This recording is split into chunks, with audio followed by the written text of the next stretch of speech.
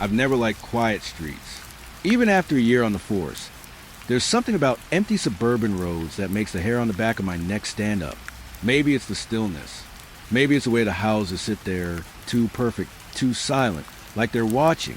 Tonight, the streets were worse than usual.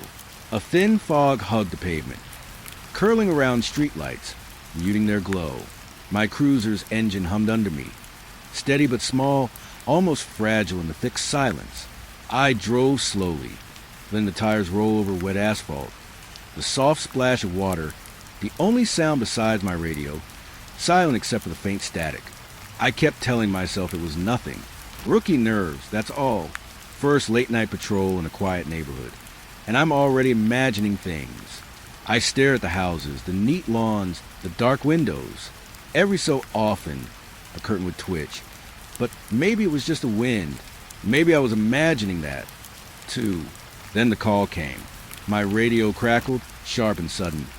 Unit 14, we have a 911 hang-up at 27 Maplewood Drive. Caller didn't speak. Just silence. Respond immediately. My stomach turned over. I'd been waiting for something, anything, to break the monotony of tonight's patrol. But not this. Not the silence at the other end of the line.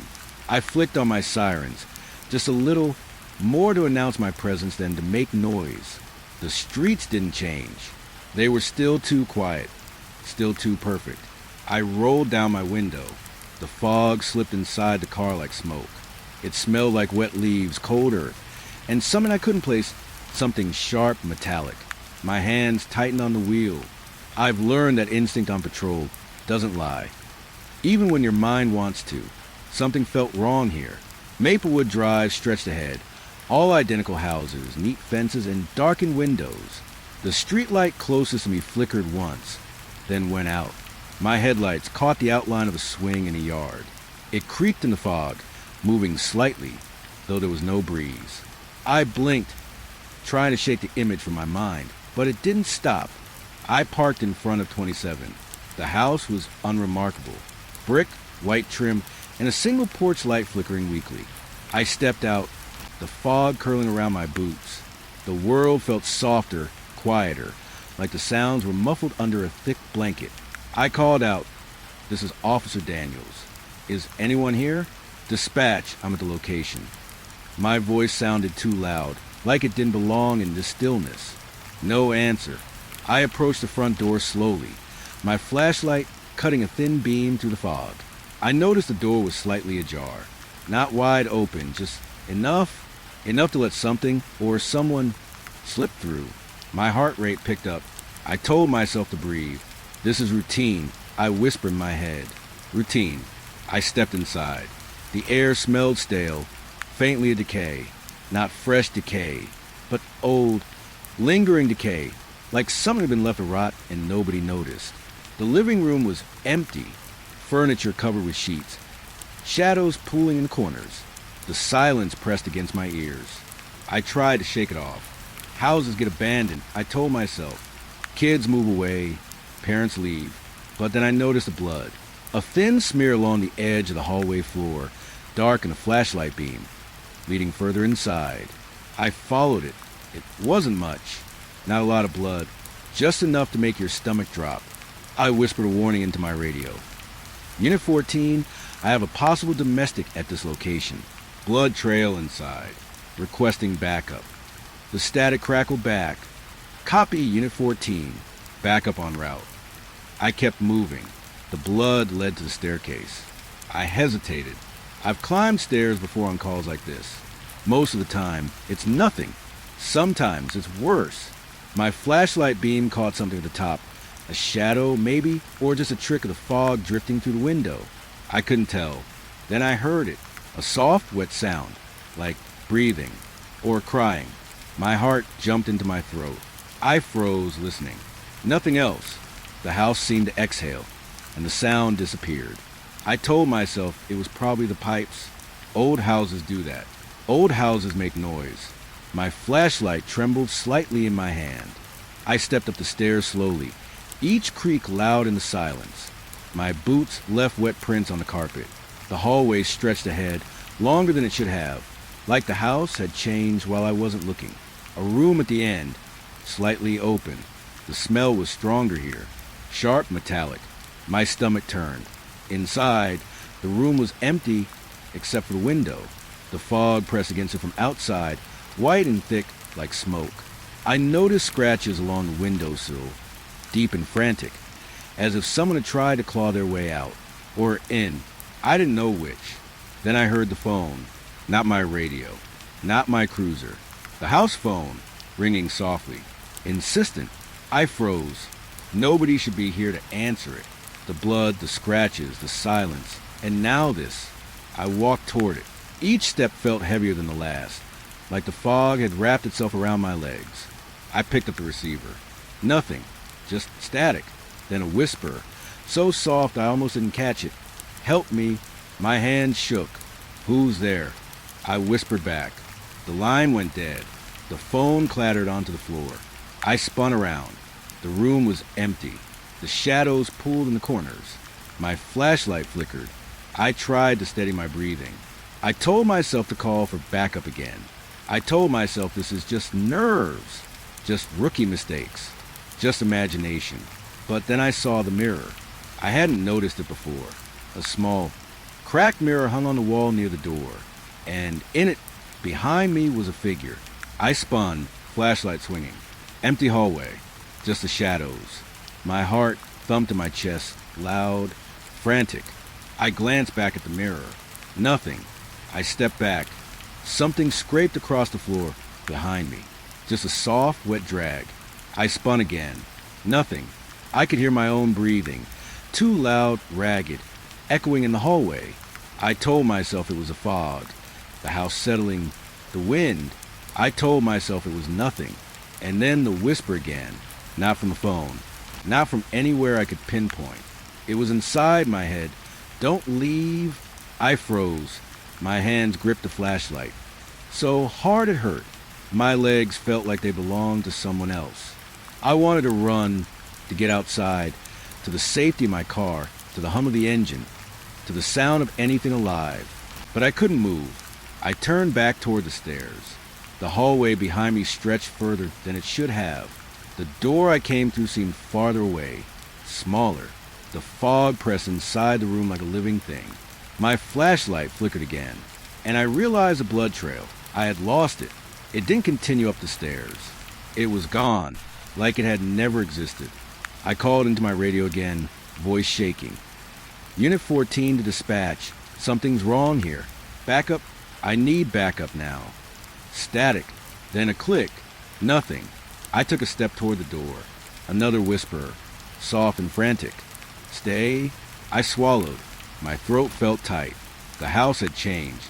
The street outside, the silence, the fog, the swings, it was all gone now. Only this room, this hallway, the suffocating quiet that pressed against my ears and chest. I didn't know if I was imagining it. I didn't know if the 911 call had been real. I didn't know if I would get out. But I knew one thing. Something had been here. Something had been waiting. Something had noticed me. I stepped back toward the mirror, and for the first time, I noticed myself properly. My reflection looked wrong. Tired, yes, but not just tired.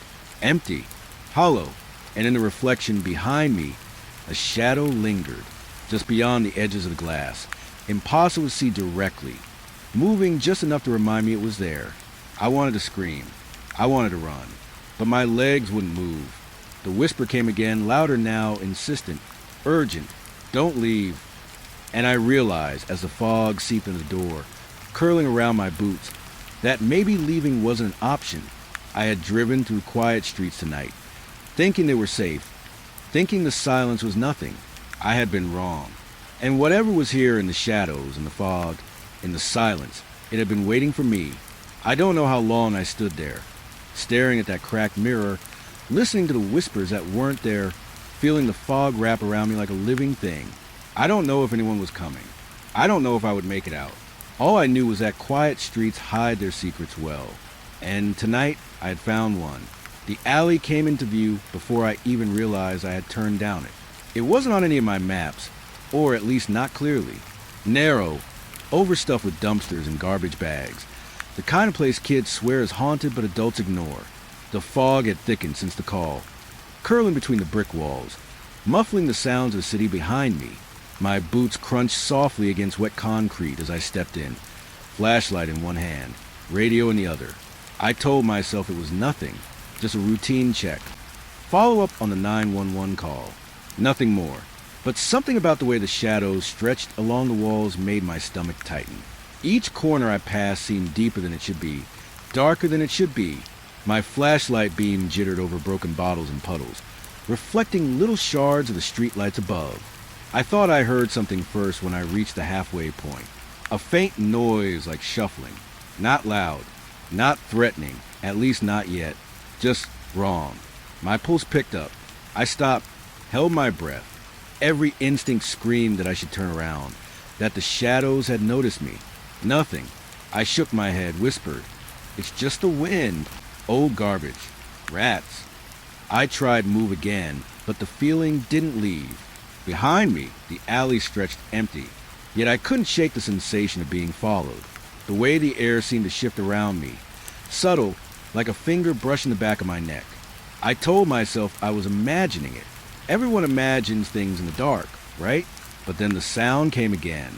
Soft. Footsteps. Light. Deliberate. Not rushing, just moving. Following. I spun, shining the flashlight behind me. The alley was empty.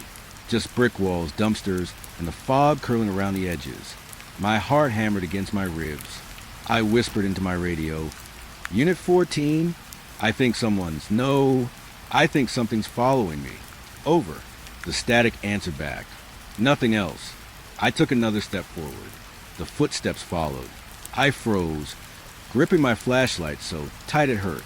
I tried to tell myself it was another officer or a homeless person or a stray animal. Anything that made sense. But the way the air felt heavier behind me, the way the shadows seemed to lean closer, it didn't make sense. I started walking faster, flashlight beam bouncing across walls. The fog thickened, curling around my ankles, clinging to my jacket. I glanced back again. Nothing. Still I could feel it. I could feel those eyes, or that presence, tracking me. My mind flickered back to the call. The silence. The 911 line, the voice, or the lack of it. I had told myself it was a prank. Just some kid messing with the system. But now the thought didn't feel right. Now, I remembered the whisper from the phone. The one that had burrowed into my head.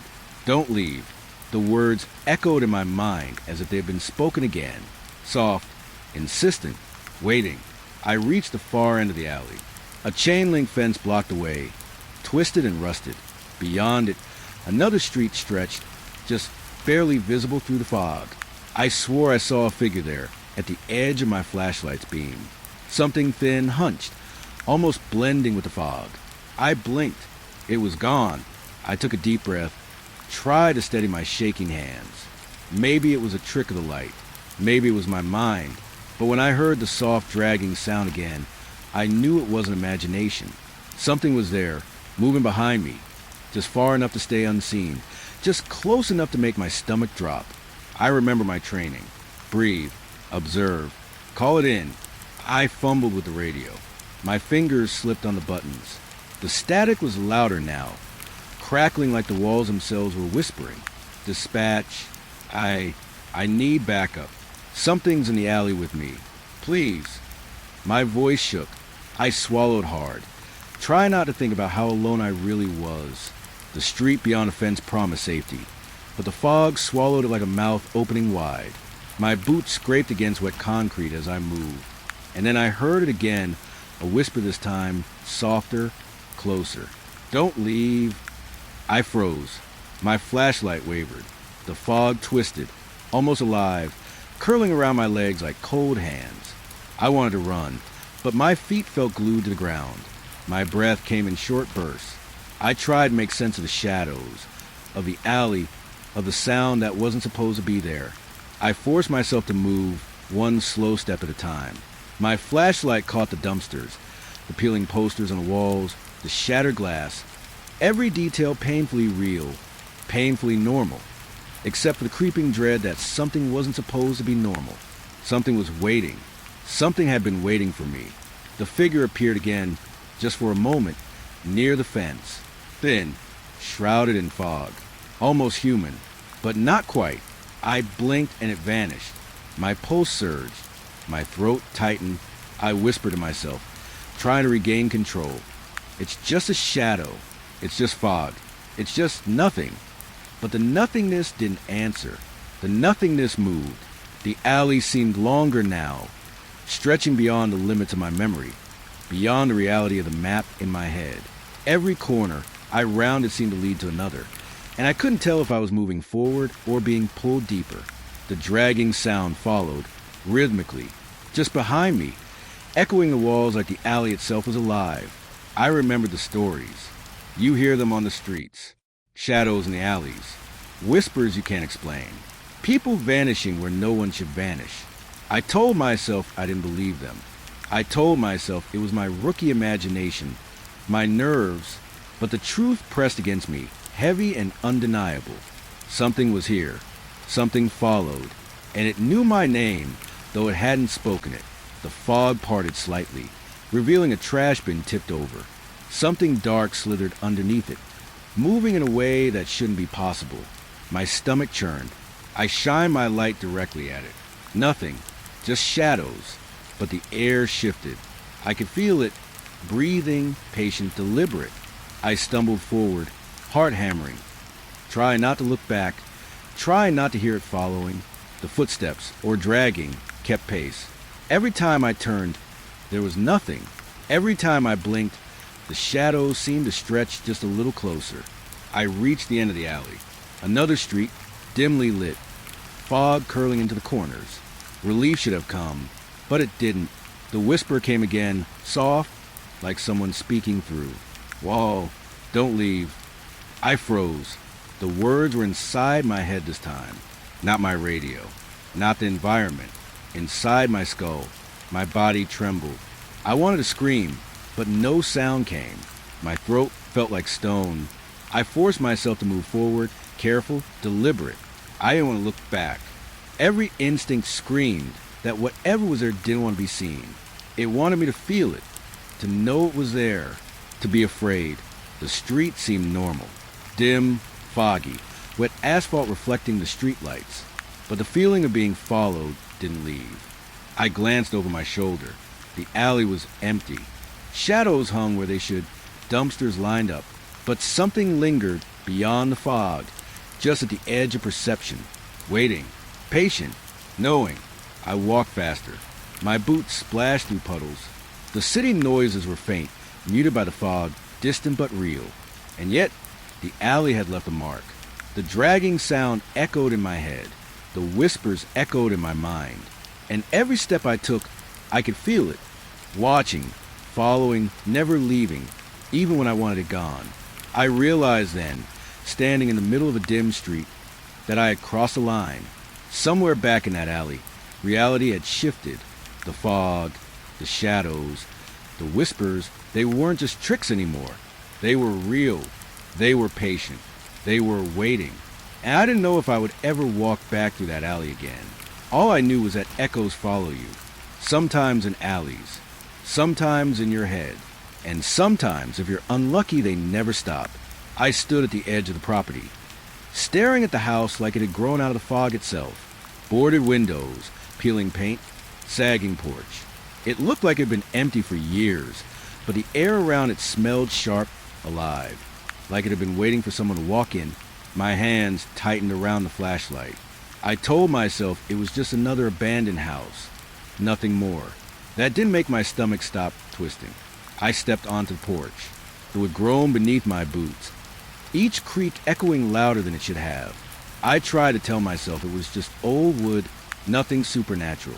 But the fog pressed against me, curling under the porch like smoke, and I had the sudden, unnerving feeling that the house exhaled as I stepped closer. I pushed the front door. It opened easily, swinging on rusted hinges. The air inside smelled damp, sour, and faintly metallic. My flashlight beam caught dust motes floating in the air, disturbed by my presence. The room was empty. Furniture lay scattered, sheets torn and draped across chairs. Wallpaper peeled from the walls in long, curling strips. And then I saw it. Signs of a struggle. A chair overturned. A table pushed aside. Its legs scratched, gouged into the floor. Small streaks of dried blood along the edge of the rug. Dark and sharp against the faded pattern. My stomach dropped. I tried to remember my training. Observe, called in, keep your distance. But my hands were shaking, gripping the flashlight too hard, my boots feeling heavy against the floor. I whispered into my radio, Unit 14, 27 Maplewood. The house inside. Signs of struggle. I see blood moving in carefully. My voice cracked, almost too soft for the space. The silence that followed was worse than any reply. I moved further in, careful, slow, letting my flashlight sweep the room. Shadows clung to the corners, pooling like black water. The fog that followed me here pressed to the broken windows, drifting over floor and thin, curling tendrils. The air was thick and my chest felt tight. I noticed the scratches first, along the hallway walls. Deep gouges, jagged, frantic, like someone had clawed at the plaster with everything they had, and above them, small streaks of blood, almost fading into the wall. My stomach clenched. I swallowed. My mind raced. Who had been here? And where had they gone? I called out softly, Is anyone here? This is Officer Daniels. My voice sounded wrong in the empty house, swallowed by the fog and shadows. No answer, just a faint whisper of the wind outside, scratching at the boarded windows. I stepped into the next room. It was a kitchen, small, cramped, everything coated in a thin layer of dust. Broken dishes lay scattered across the floor. The smell of rust and something older, more acrid, hit my nose, and then I saw the writing on the wall above the counter. Faint, smeared letters scratched into the paint. I leaned closer, squinting. My heart sank. It read, Stay, not painted, not written with a pen, scratched, deep, desperate. I stumbled back, my hand tightening on the flashlight, and whispered, What the hell? My radio crackled again. Just static. I shook my head. Nothing. Not a sound. Not a movement. Just me in the house, breathing in sync. It seemed the air thick and pressing. I moved down the hallway, following the signs of struggle. Each step was careful, deliberate. My boots made soft squelches in the dampness on the floor.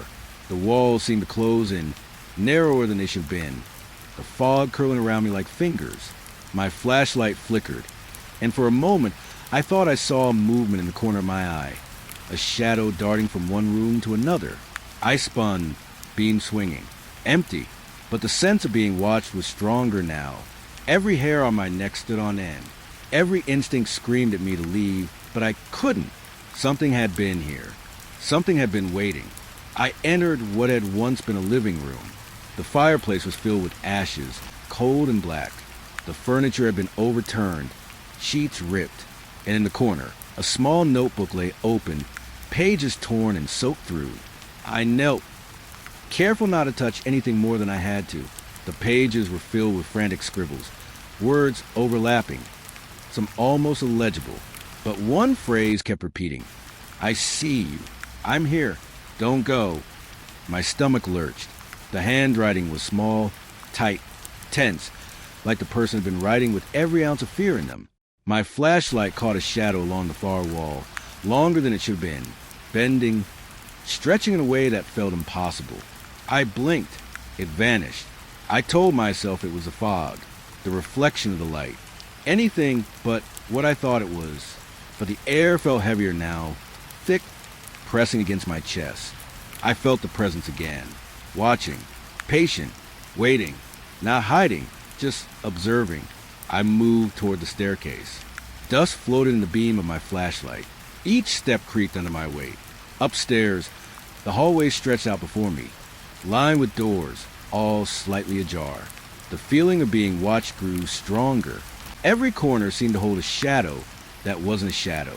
Every room seemed to breathe. I opened the first door on the left. A bedroom, empty. Sheets on the bed were torn, hanging half off the frame. A chair was on its side, and on the wall, another message, carved deep into the wood. Don't leave. I swallowed hard. My voice caught in my throat. Who's here? I whispered. The words seemed to hang in the air. The only reply was the soft sigh of the fog drifting under the window. I stepped into the next room. The floor was littered with broken toys. A small doll, missing an eye, sat upright in the corner. I froze.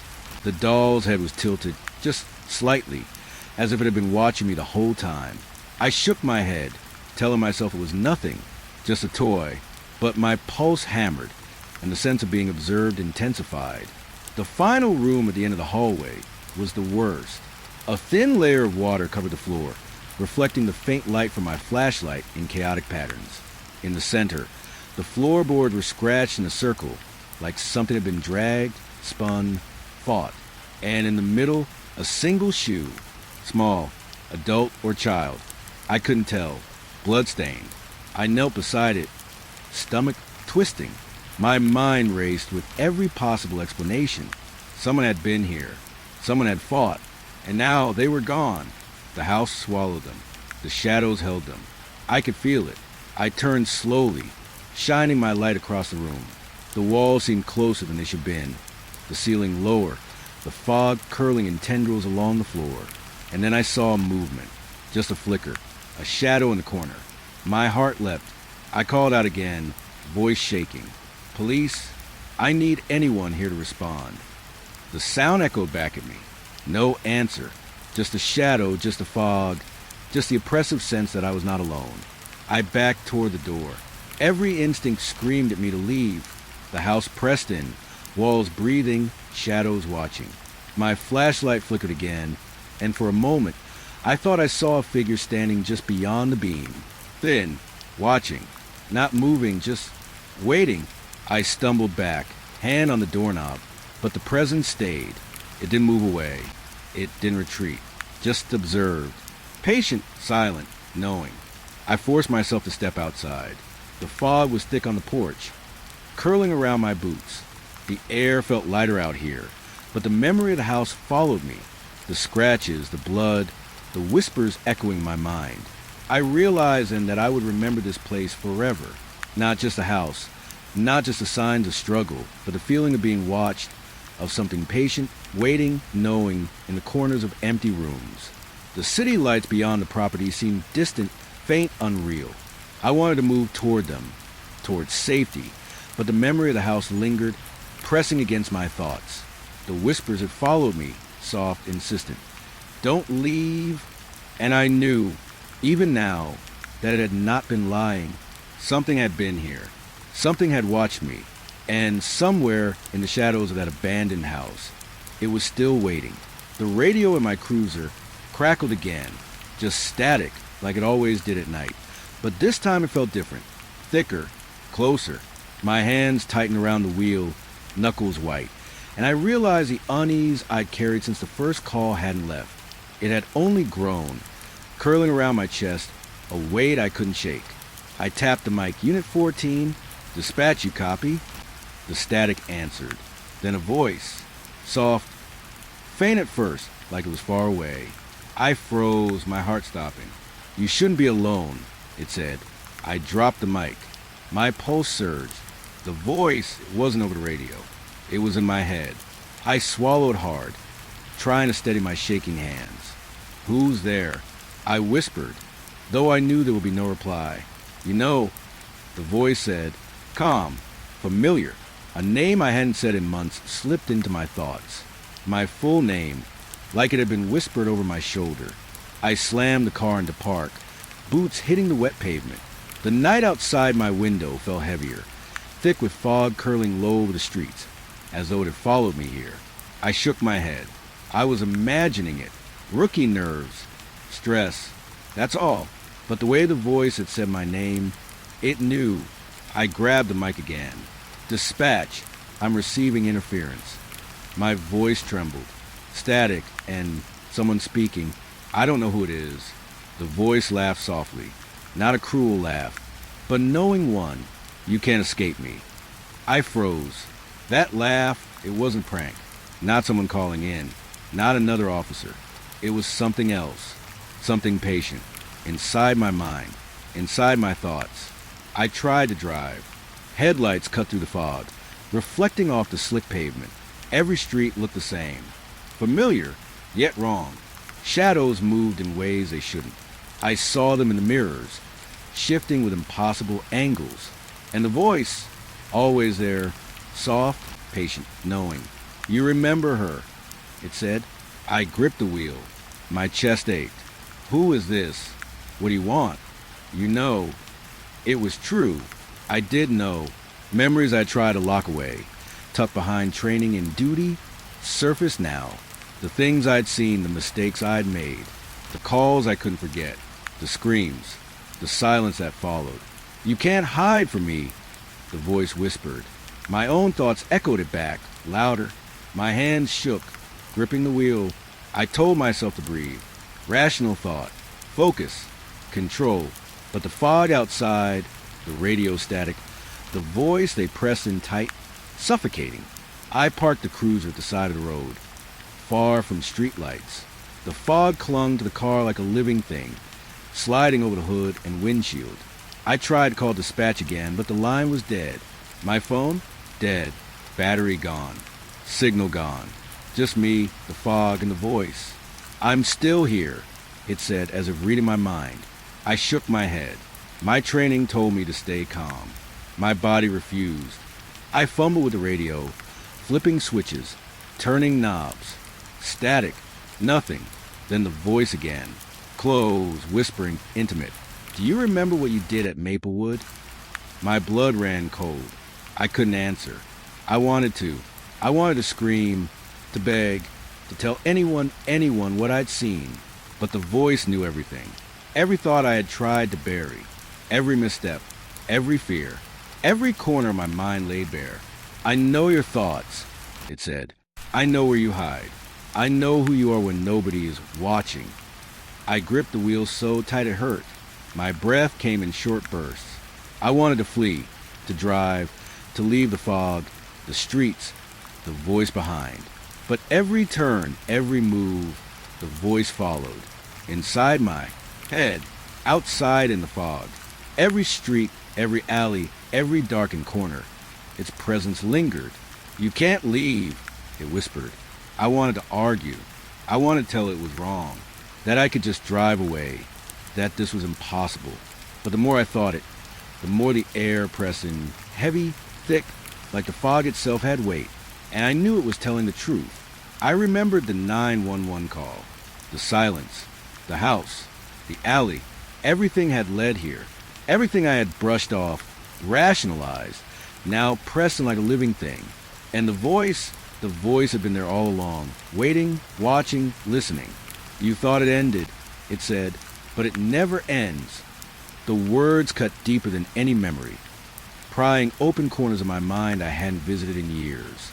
I could feel my pulse in my ears. My skin prickled, crawling. I looked at the dashboard, the faint glow of the gauges, trying to ground myself. My hands shook. My voice cracked as I whispered, "What do you want from me?" "Everything," it said. I wanted to run. I tried.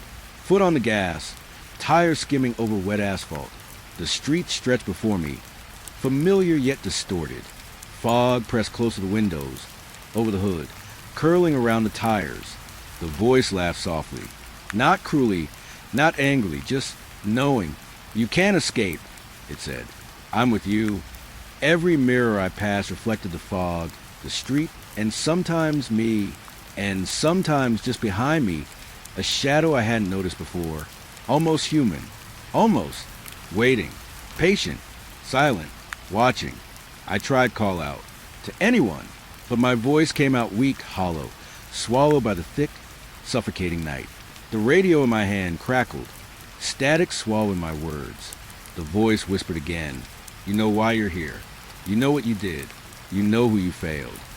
I closed my eyes, trying to shut it out, trying to tell myself it was a hallucination, a trick of stress, fog, isolation. But it wasn't. It was inside me, and it always had been.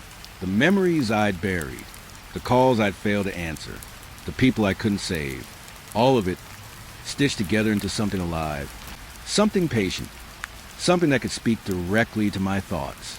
I pressed my head to the steering wheel. My hand still gripped the wheel, trembling. The fog pressed close. The voice pressed closer. Every shadow outside, every reflection, every silence, it was alive, and it knew me. You can't hang up, it said softly. You can't turn it off. You can't escape the line. The line. I realized then, the 911 call had never ended. It had never been a simple dispatch. It had been an invitation, a trap, something waiting, something patient, something that threaded its way through every call, every memory, every quiet street I thought I patrolled safely. I remembered the first whisper, faint, insistent, help me, the call, the silence, the house, the alley, the shadows, all connected, all pointing here. And now this, I was trapped in the line. I tried to start the car again, tried to drive, but the engine wouldn't catch. Tires skidded slightly on the wet asphalt. Fog pressed against the windshield. My reflection stared back at me, hollow, pale, fearful. And in that reflection, another pair of eyes, just behind mine, watching, patient, knowing. I tried to scream. No sound came. I tried call dispatch again. Nothing. Static. And the voice, always inside, whispering, waiting. You can't escape me, it said. I know everything. I am everything. I am here. I sank into the seat, trying to calm my shaking body. My thoughts spiraled. Memories, failures, regrets, every secret, every fear. It was all laid bare, and it pressed against me, intimate, suffocating, relentless. You can't leave, it whispered again. And I realized then, fully, finally, that it was true. The 911 call, it never ends. Not for me, not ever. I am always online, always listening, always waiting, always watched. I don't know how long I sat there, heart pounding, mind racing, fog curling tight around the car. The voice whispered, laughed softly, knew me better than I know myself. Outside, the night stretched endlessly. Streets I thought I knew twisted and shifted. Shadows moved with impossible angles. Every reflection, every sound, every silence, it belonged to the line. And I knew, with a certainty that made my chest ache, that it would never let me go. The call never ends, and I am still on the line. It was one of those nights where the city felt almost dead. Streetlights flickered in puddles, and the hum of traffic was distant, softened by fog curling low across the asphalt. I've been on this beat for years, but tonight felt different, heavier, quieter. My cruiser's engine purred under me, the usual companion to my thoughts. But even that sounded small, fragile, swallowed by the fog. I leaned back in the seat, letting my fingers drum against the steering wheel. Routine calls, minor disturbances, a stolen car here, a noise complaint there. Nothing out of the ordinary, until the radio started. A crackle at first, soft, almost expected, but then a voice, low, distant, static-drenched, cutting through the night like a whisper in my skull. This, see, don't move. I froze. My hand tightened on the wheel. That wasn't any frequency I recognized. It wasn't dispatch. It wasn't another unit. My radio had been quiet for hours. Only me, the cruiser, the fog. I flipped the knobs, scanned channels. Static, just the usual white noise. But the voice came again. Clearer this time, closer. Stopped, looked behind. I swallowed hard. My pulse spiked. The voice wasn't coming from outside. It was in the air around me, in the car, in my thoughts. My mind raced. I told myself it was interference. Crosstalk from some other unit. But that didn't explain the words. The insistence. The way they seemed meant for me. I tried call dispatch. Unit 14 to dispatch, do you copy? My voice sounded strange. Hollow even to me. The radio responded. Static. Then the voice again, smoother this time, patient. I'm here always. I gripped the wheel so tight my knuckles whitened. Sweat prickled my brow. This was impossible. I'd been on long night shifts before, alone in foggy streets. I knew what nerves could do, but this was different. It felt alive. Watching. Waiting. I started driving, slow, careful. The city streets stretched ahead, familiar and unfamiliar at the same time. Shadows move in corners of my eyes, elongated by the fog, but when I blinked, nothing.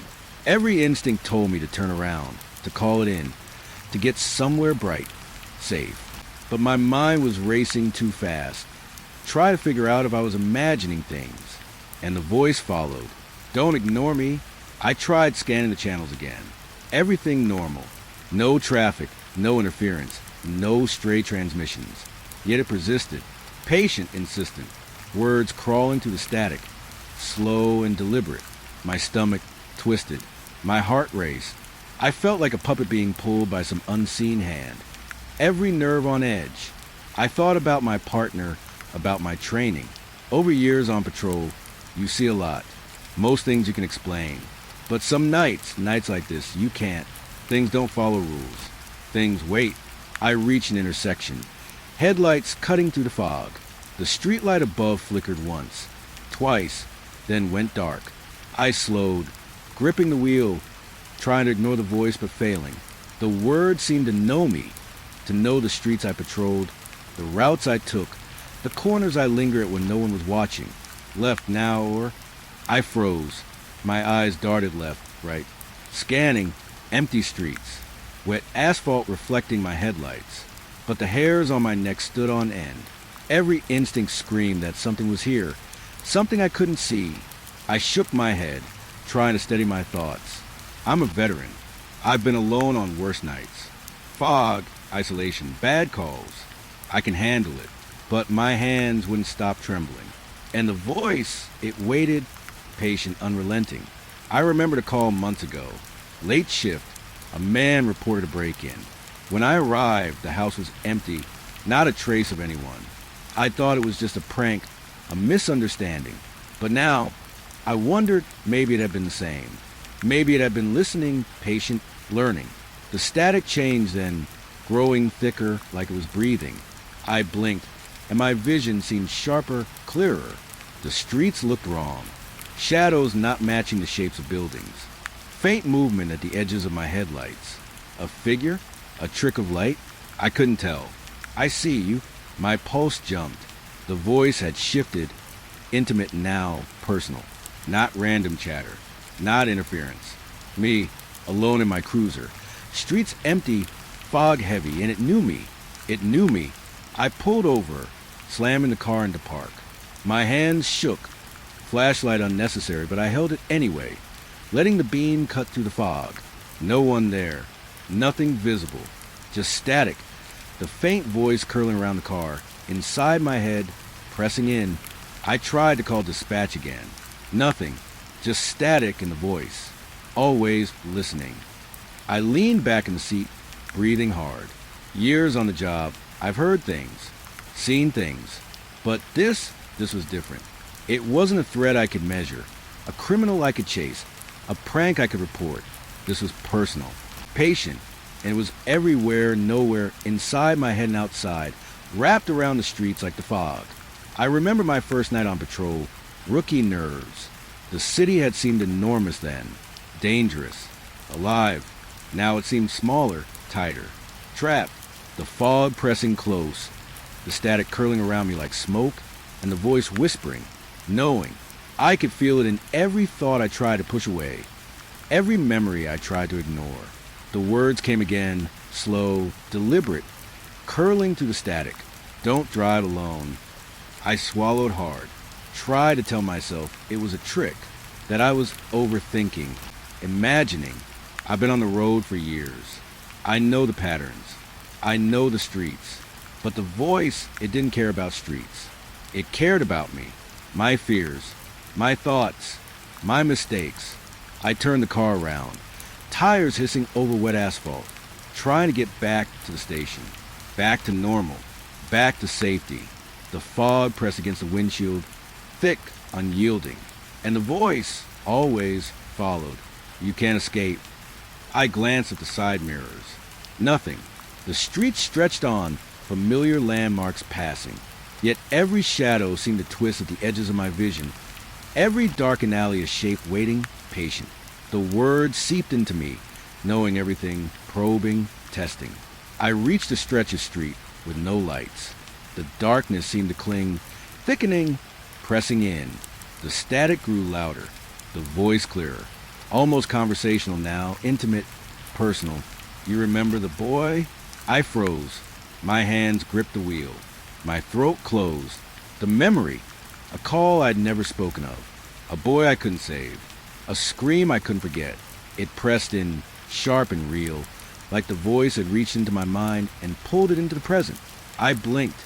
The streetlights flickered weakly, revealing wet pavement, fog curling, shadows stretching and twisting, clinging to the corners.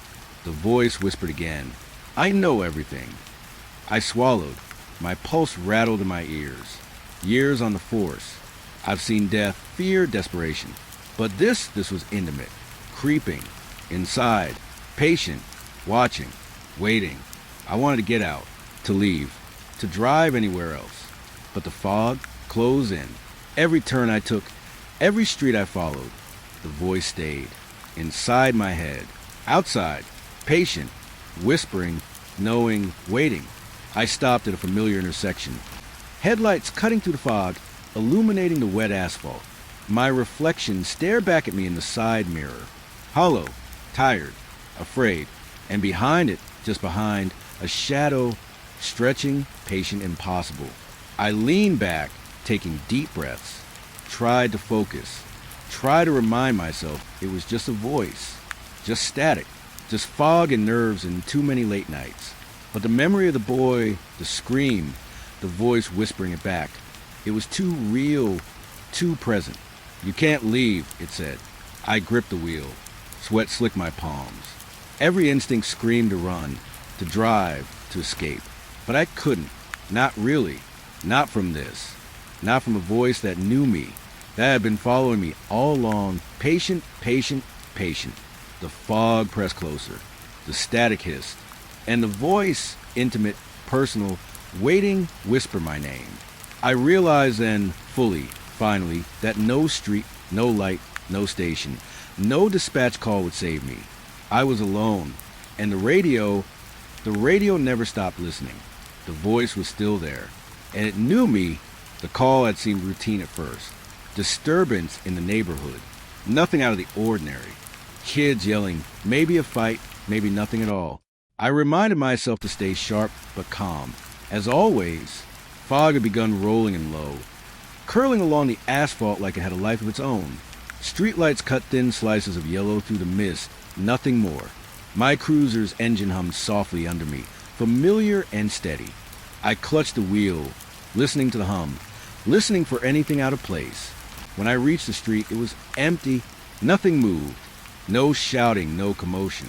Just a row of houses, silent. All windows dark. Fog drifting around the curbs. I parked, radio ready, fingers tight on the wheel. My pulse quickened. Something about the emptiness felt wrong. I stepped out. Boots made soft thuds on wet pavement. I scanned the houses. Everything seemed normal, but the air felt expectant, like the night was holding its breath. My flashlight cut through the fog, beam trembling slightly. I told myself it was nerves. A rookie might feel like this. A veteran should not. But the thought didn't help. My gut told me this was not a normal quiet street. The first house I approached had its door slightly ajar. I stopped, hand on my holster. Nothing in sight. I called softly. Police? Anyone here? No answer. Just a faint rustle of wind through trees, scraping against the sidewalk. I stepped inside. Floorboards groaned beneath my weight. Dust motes danced in the beam of my flashlight. And then I noticed it. A chair overturned, not far from the doorway. A chair, lying on its side, the legs scratched into the floor. Nothing else out of place. I crouched, examining the scratches. Deep, jagged, frantic, like someone fought to get up, struggled against something unseen.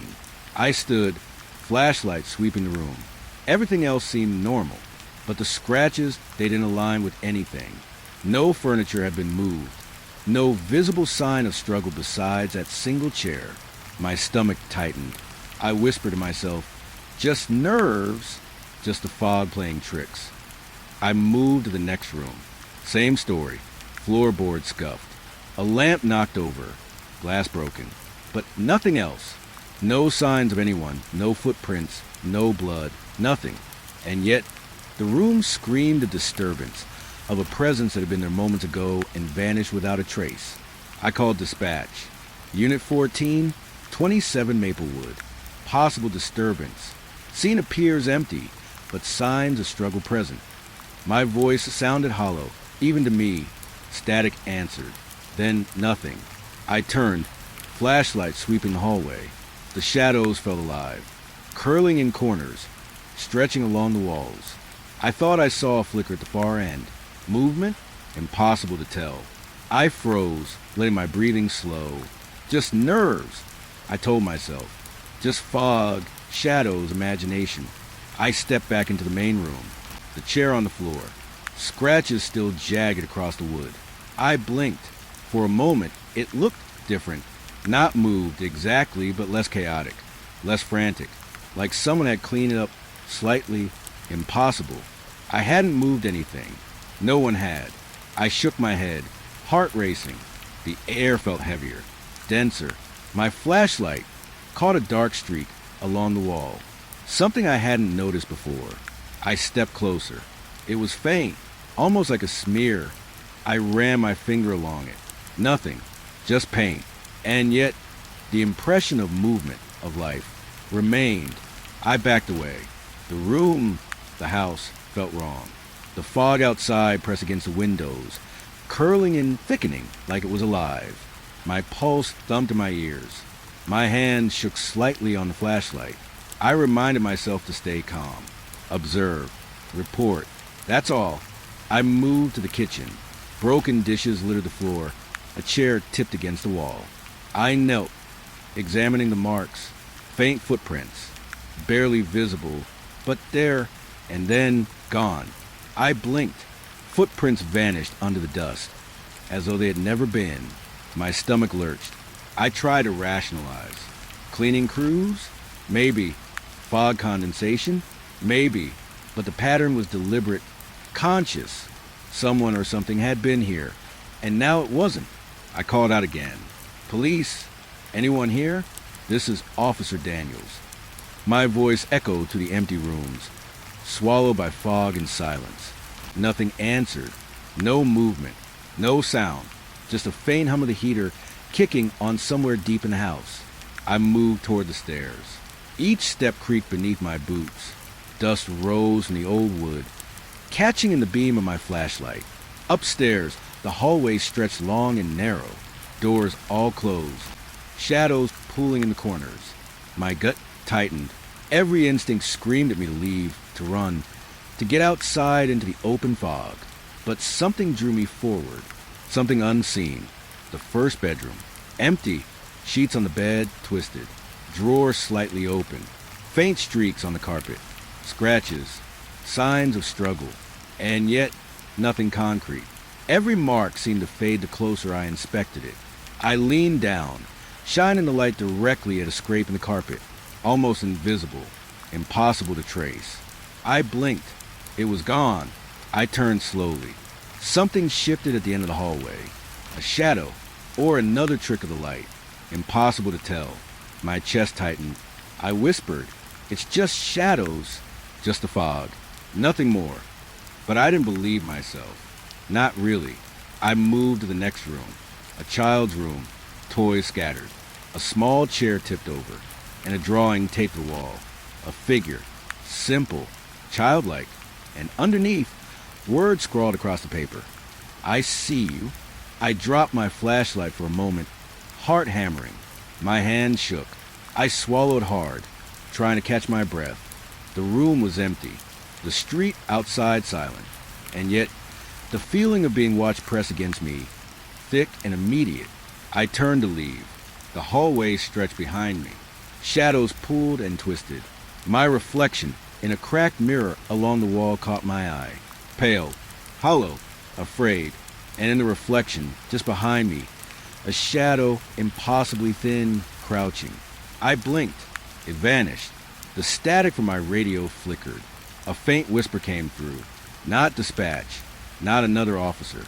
Something else. Patient, deliberate, familiar. Don't leave. I froze. My pulse spiked. The words weren't coming from outside. They were inside. My mind, my thoughts. I tried to shake it off, to focus on reality, on facts. Empty house. Signs of struggle. Nothing concrete. And yet, the feeling persisted, pressing, waiting. I walked carefully down the hallway, flashlight scanning every corner. Nothing but the marks, the chair, the scratches, the faint smears.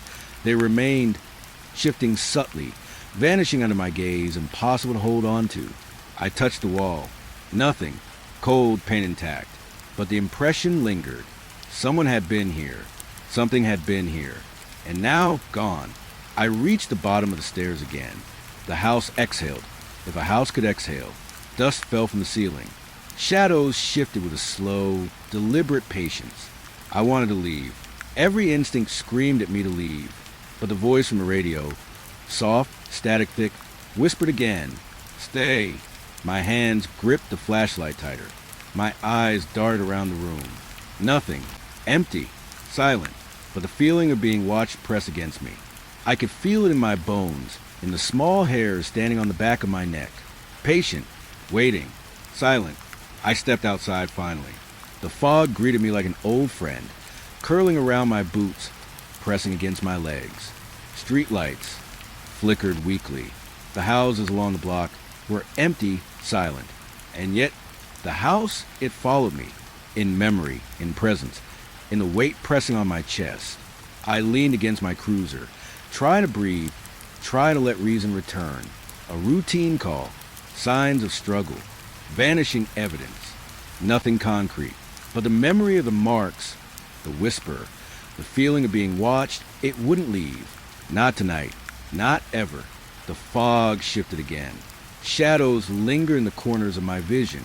The house waited, and I knew, deep down, that whatever had been there had not truly left. The woods weren't far from the neighborhood, just past the last flickering streetlight, where fog pooled thick and heavy over the ground.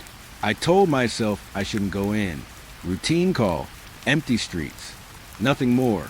But the pull was there, subtle and insistent, like someone or something was leading me.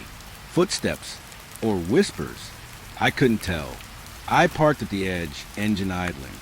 The air was colder here, damp, the smell of wet leaves and mud sharp in my nose. Fog hugged the trees, curling around trunks like fingers. I grabbed my flashlight and my radio, telling myself to keep calm, keep professional. And then the sound came, a faint crack, like a branch snapping underfoot. I froze. My pulse kicked up. Shadows moved at the edges of my vision, always just out of reach. I blinked. Nothing, but the sense of being watched press against me, tight and heavy. I stepped forward. Leaves crunched beneath my boots. My flashlight cut thin ribbons of light into the fog. Every step, every breath, I felt it. The pull. Something ahead. Something waiting. Not hiding. Exactly. Not yet. Patient. Branches scraped my arms.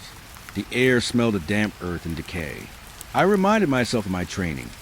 Follow the signs. Observe. Don't panic. And yet, every instinct screamed at me to stop, turn around, run. But I didn't. I couldn't. I followed faint tracks, mud disturbed in unnatural patterns. I stopped, leaned down. They were fresh. Human? Maybe. Or not. I couldn't tell. Something in the pattern felt deliberate, guiding me. Forward. Deeper. The fog thickened. My flashlight flickered.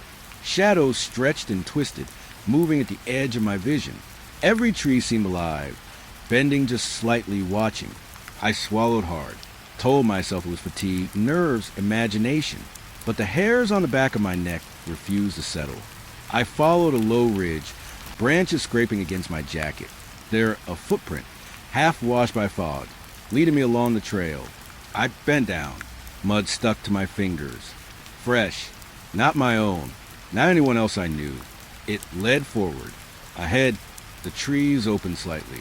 Moonlight broke through, dim, silvery. And there, against a fallen log, a scrap of fabric, torn, caught on a branch. I froze. My breath came quick. Signs. Clues. Someone or something leaving a path for me. I whispered, almost to myself, "Who's there?" No reply, just the wind curling through the trees. And yet, the pull remained. Forward, deeper. I forced my legs to move, heart pounding. Every shadow seemed alive. Every rustle sounded deliberate. I remembered a call months ago. A missing hiker. Never found. Could this be connected? Could it be the same thing? Patient waiting? The thought twisted my stomach. But I couldn't stop now. Couldn't turn back. The trail narrowed. Fog thickened to the point where my flashlight barely cut through. Every step, leaves and twigs snapping beneath my boots. Shadows flitted, just at the corner of vision, never fully forming, never fully leaving. Something guided me. I could feel it. Not malicious. Not yet. Curious. Patient. Waiting. I slammed my hand against the radio, switching channels, scanning, hoping for normal frequencies. Just static. And then it spoke again. Clearer this time, deliberate, patient. "Do you remember when she disappeared?" I jerked back, heart pounding. My stomach turned. Memories I had forced into the back of my mind clawed their way forward. Late shift, call for a missing girl, the forest trail, the hollow, the silence that followed. I tried to shake my head. It couldn't know. Not the static. Not some technical glitch. And yet, the voice, it did. I gripped the wheel so hard my knuckles ached. The fog outside swirled against the windows like it was alive, pressing close, curling around the cruiser. Every instinct screamed at me to leave, to get out, to drive anywhere but here. But my legs, my hands, my mind, none of it obeyed. I had to listen. I had to hear. "You will see soon?" I flinched. The voice was patient, almost teasing. Inside the static, it whispered secrets I didn't know I remembered. Names, places, events I hadn't told a soul. Every corner of my past was open to it. Every mistake, every failure. And then it started speaking of things I hadn't yet experienced. Hints of events to come. Streets I hadn't yet walked. Names I would hear tomorrow. Impossible, implausible, and yet undeniable. I tried to focus on the road, on the fog, on anything else. But the whispers followed, curling around my thoughts, insistent, invasive. "He will call, you will answer alone." My pulse quickened. My eyes darted to the rearview mirror. Shadows stretched and shifted in ways that didn't make sense. I blinked. Nothing. Only fog and dim reflections. But the impression remained. I was being watched. Always watched. Not just by what I could see, but by what the voice had revealed. And it knew. Always knew. I reached for the mic. "Dispatch, do you copy?" My voice trembled. The radio answered, not with static, but with words. My own words, whispered back at me, distorted. "You copy, you copy." I recoiled. Sweat prickled my brow. I tried to reason. Maybe it was a technical anomaly, feedback, interference, some glitch in the system. But the way the words mirrored me, deliberate, personal, inside my head. "Look behind, she's waiting." I spun in the driver's seat. Flashlight beams slicing through the fog. Empty streets. Only the low hum of the engine and the press of fog. Yet the hair on the back of my neck stood on end. Patient. Waiting. I could feel it there, just beyond sight. Just beyond comprehension. I fumbled with the radio, switching frequencies, trying to block it out, trying to shut it off. Static again. Then whispers, growing clearer, sharper, almost conversational. "You thought it ended. You thought it was gone. But it waits. Always waits." I swallowed. My pulse raced. I remembered every case I had buried. The boy, the girl, the hiker, the houses where nothing was found. Every failure, every missed call, every silent witness to death. And now the voice spoke of all of it threaded together. Not accusing, not angry, just present, knowing. I gripped the wheel so tight it hurt. My mind raced. Was it me? My own thoughts reflected back through static? No, this was beyond reflection, beyond projection. It was deliberate, and it knew things I couldn't know, things I hadn't even experienced yet. "He comes, you will follow." I froze. The words weren't just in the radio anymore. They were inside me, pressing, curling, patient. My vision tunneled. My chest tightened. I wanted to scream, to call for help, to run. But the road stretched endlessly ahead, fog curling in impossible patterns, shadows shifting at the edge of my vision. I remembered a call years ago, a missing officer, a routine patrol that went wrong. The file closed, the trail cold, and now it felt alive again, present, waiting, whispered through static and thought alike. Turn back or... I didn't finish the thought aloud. I couldn't. My hands shook. Breath came in ragged bursts. I tried to focus on driving, on the lines of the road, on the streetlights flickering through fog. But the whispers were patient, insistent, threaded through every memory, every fear, every expectation. The radio hummed, then whispered again. Remember the alley, the house she watches, always. I shivered. My eyes darted to the fog. Shapes twisted, shadows moved. Not real, not yet, maybe never real. But the impression remained, patient, deliberate, always there.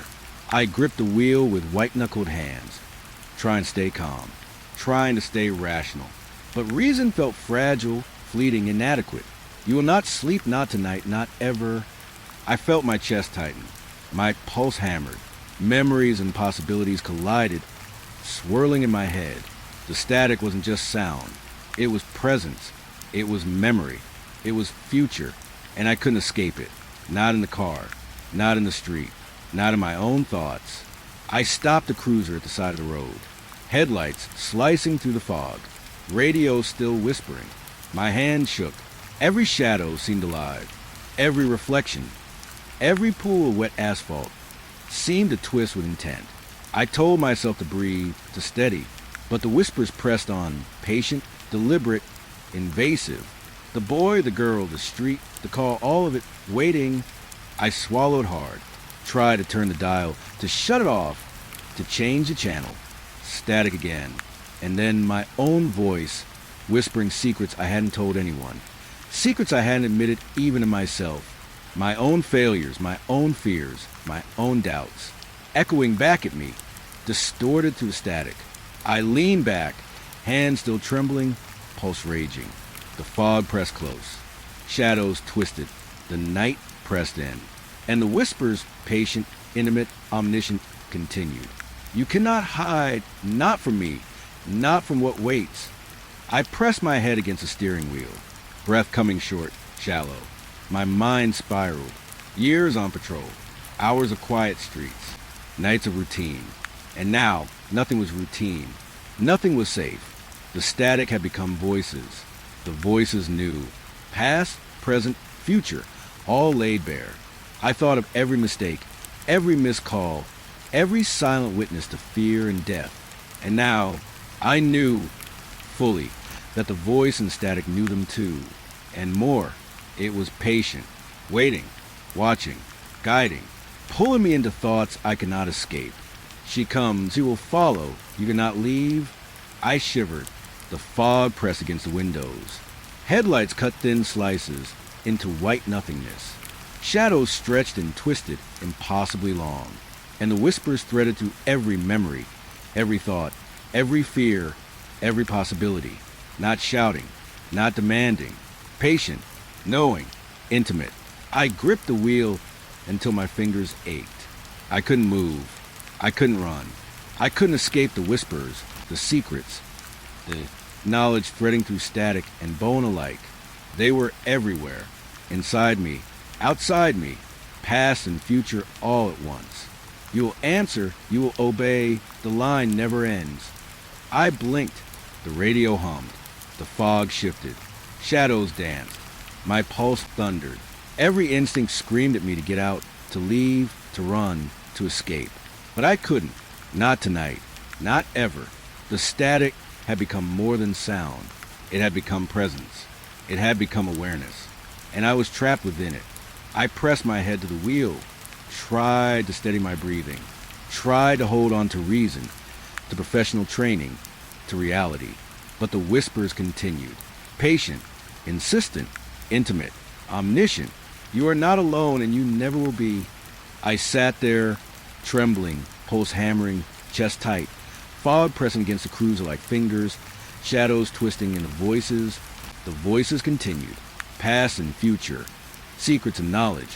Whispers and static. Patient. Waiting. Watching. Always. The call came in just past midnight. The kind that seems routine at first. A disturbance on Oak Ridge Street. Neighbors whispering about strange noises. Doors opening on their own. Lights flickering.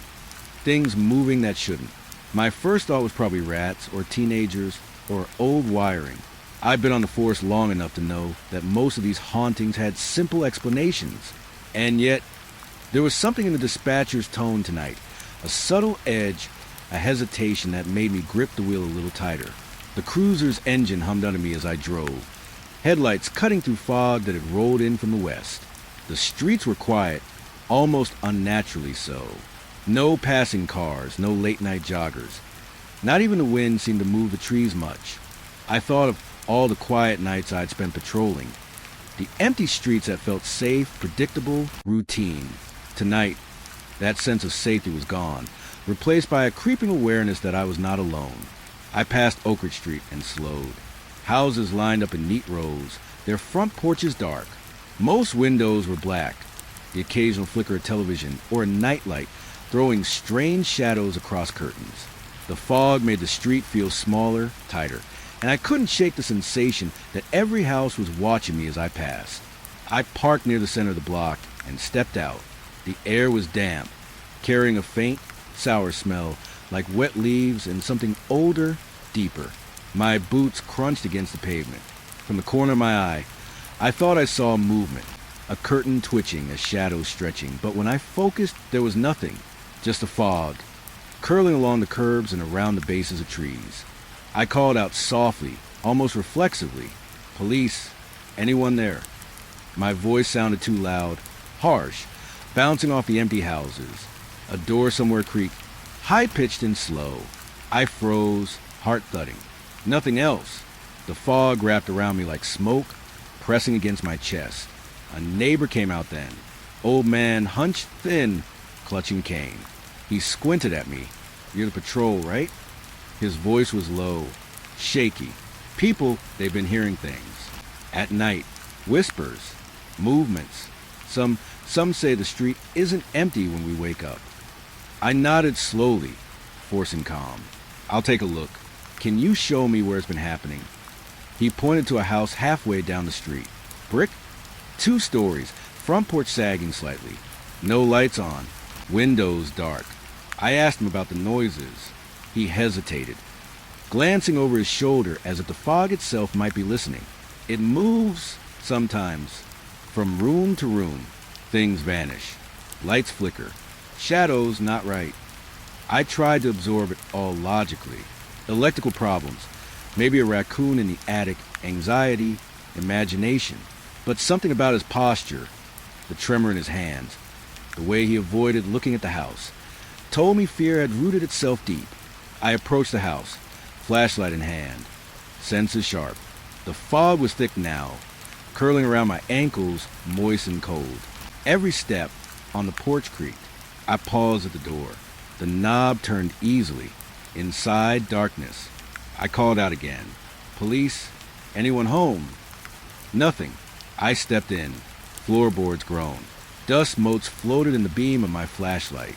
The living room looked ordinary, but there was a faint impression in the carpet, like something had been dragged. I crouched, scuff marks, deep enough to notice, but not recent. Nothing else seemed disturbed, yet the feeling remained. I was being watched. Patient, invisible, pressing close. The kitchen, empty, cupboards closed, knife block untouched. And then I noticed a refrigerator. Door slightly ajar. I closed it. Nothing fell. Nothing moved. I told myself I was being hyper-aware, letting nerves magnify ordinary things. But even rationality offered little comfort. Shadows seemed to linger, stretching and bending at the edges of my vision. I moved slowly through the house. Upstairs, rooms dark, quiet. A child's bedroom. Toy chest closed, bed made. But a window latch was open. Cold air blew in, ruffling the corner of a blanket. I felt it then, a tiny flicker of movement at the edge of my vision. I spun. Nothing. Just a fog. Distant streetlights diffused through curtains. Back downstairs. I checked the exterior. Windows closed. Doors locked behind me. I scanned the street.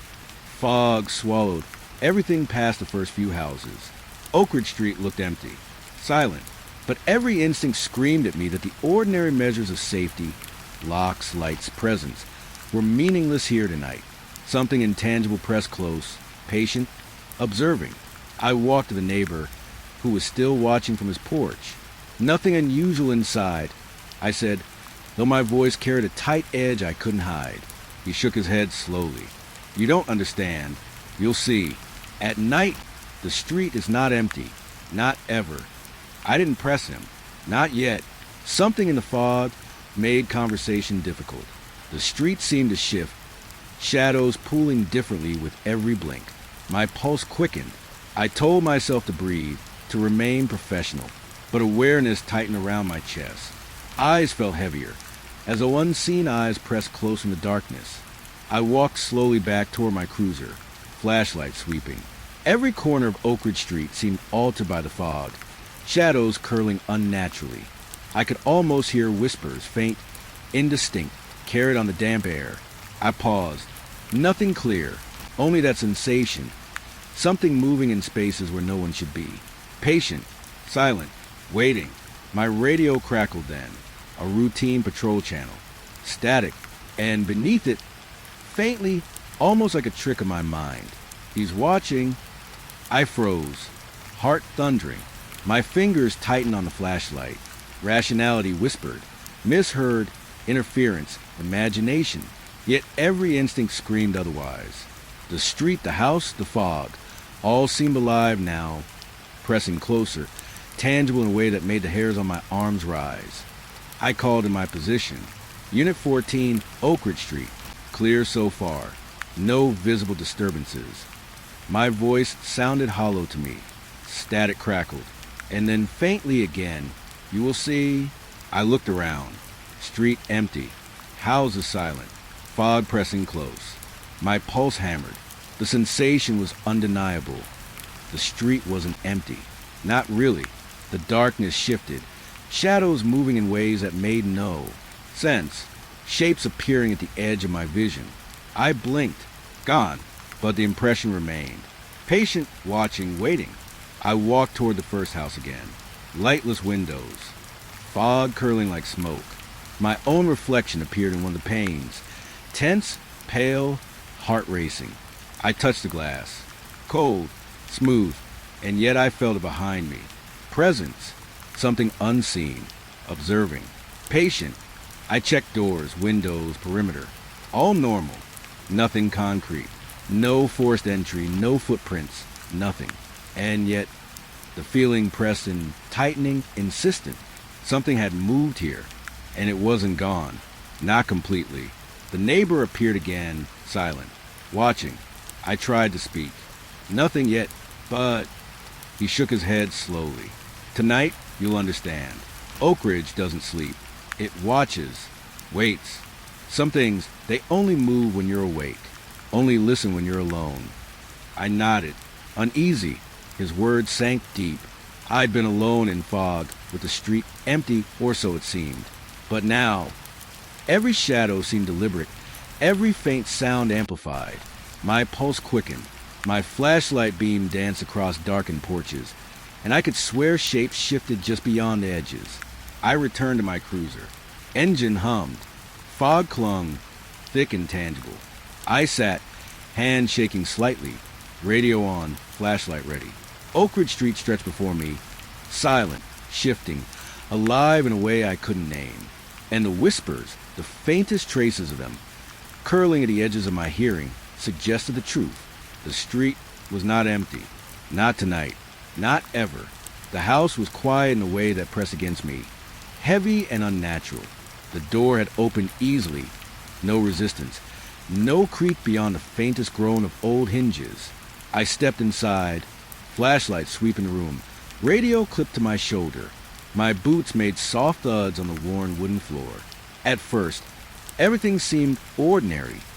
Furniture in place, dust motes floating lazily in the flashlight beam. But the stillness, it was too complete, too deliberate. I told myself it was nerves, rookie nerves. I'd seen plenty of empty houses before, but this felt different. My chest tightened. Every instinct whispered that I wasn't alone. Something unseen pressed close, subtle, patient, impossible to pinpoint. I moved cautiously through the living room. A lamp on the side table wobbled slightly, though the cord hadn't been touched. I froze, heart thudding. My flashlight illuminated it fully. The lamp stopped moving. My breath hitched. Logical mind raced. Draft? Uneven floor? I shook my head. There was no wind. Windows closed. Doors locked. I stepped toward the kitchen. Cupboards closed. Dishes stacked neatly, nothing out of place.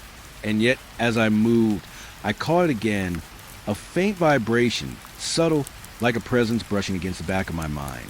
I told myself to focus, to remain professional, but the sensation didn't relent. It wrapped around me, pressing lightly, insistently.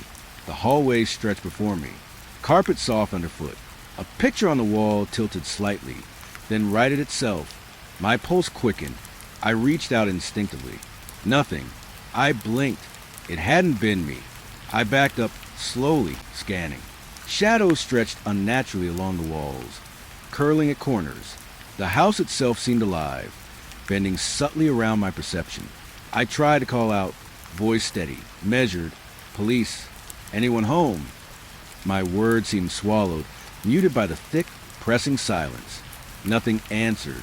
Not a creak, not a whisper, just stillness. But stillness that pressed close, tangible. I shivered, tugging at the flashlight. In the living room, a chair slid slightly across the floor, almost imperceptibly. I froze, staring at it. My breath came short, shallow. Logical explanations failed. No one had entered the house. No one else was here. And yet, movement. Subtle, intentional. Watching. I stepped toward the staircase. My boots creaked against the wooden steps. The upstairs was darker, colder. Shadows pulled in corners, stretching unnaturally. I paused, listening. No wind, no other sounds. Just the low hum of the heater in the background, and the sensation, the subtle weight of something pressing close. A small bedroom. Toys lined the shelves, dust on the floor undisturbed. I crouched to inspect a small toy car. It rolled slightly when my hand approached, then stopped. I froze. It hadn't been me. The air seemed thicker here, heavier. My chest tightened. The presence was closer now, patient, deliberate, unseen. I stood and moved to the window. Curtains swayed faintly, though no draft stirred. Outside, fog pressed against the glass, diffusing the dim streetlight. Inside, shadows curled and shifted at the edges of my vision. My pulse quickened. Something in the room, something unseen, was aware of me, watching, waiting. I tried to rationalize. Maybe floorboards shifting, settling, old house quirks. But the sensation persisted, pressing. A subtle warmth at the back of my neck. A gentle pressure on my shoulders. Invisible, intangible, but undeniable. In the kitchen again. A knife block seemed to tilt slightly when I approached. I blinked, straightened. It returned upright, perfectly aligned. My chest tightened. Every logical explanation faltered. The house was active, attentive, not hostile, yet, but undeniably present, patient, observing. I walked back toward the living room. Every step felt heavier. Every breath came tighter. The shadows stretched and twisted as I passed, responding to my presence. I could feel them, not in sight but in sensation, pressing at my mind, testing boundaries, patient, deliberate. I called dispatch quietly. Unit 14 inside the residence. Everything appears normal. No visible disturbance. My voice sounded hollow, even to me. A vase on the shelf rattled faintly. My pulse leapt. I froze. Slowly, deliberately, I shone the flashlight across the room. Dust motes floated in the beam. Nothing moved now, and yet I knew it had moved. Subtle, imperceptible. Watching. I moved cautiously toward the hallway. Flashlight sweeping. Shadows linger in corners. stretching unnaturally, curling toward me then retracting. I stopped at a doorway. Inside, a closet door shifted slightly. I approached slowly. Nothing visible, but the sense of presence pressed close, patient, waiting, unseen. I stepped back, heart racing. The house exhaled in silence. The pressure remained subtle, insistent, impossibly close. I realized then that this wasn't random. This wasn't coincidence. Something, or someone was aware of me, watching, waiting, responding to my movements. Patient, invisible, deliberate. In the hallway, a picture frame tilted slightly again. I blinked. My hands shook.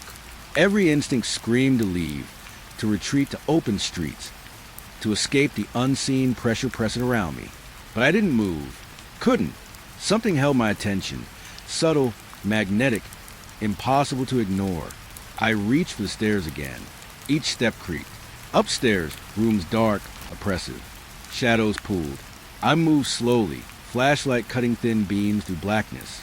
The weight pressed heavier here, almost physical now. Shoulders tight, chest constricted. My pulse thundered. A bedroom door creaked. I stopped. Nothing else. And yet, the sense of something unseen, patient, deliberate, pressing close was undeniable. I could feel the tension on me, as if it were alive, aware, testing boundaries. Not hostile, yet, but unquestionably conscious. I called softly again. Police, anyone home? My voice sounded thin, swallowed by the house. Silence answered, but the sensation persisted. Patient, insistent, watching. A floorboard groaned, not under my foot. I froze, heart racing, breath shallow.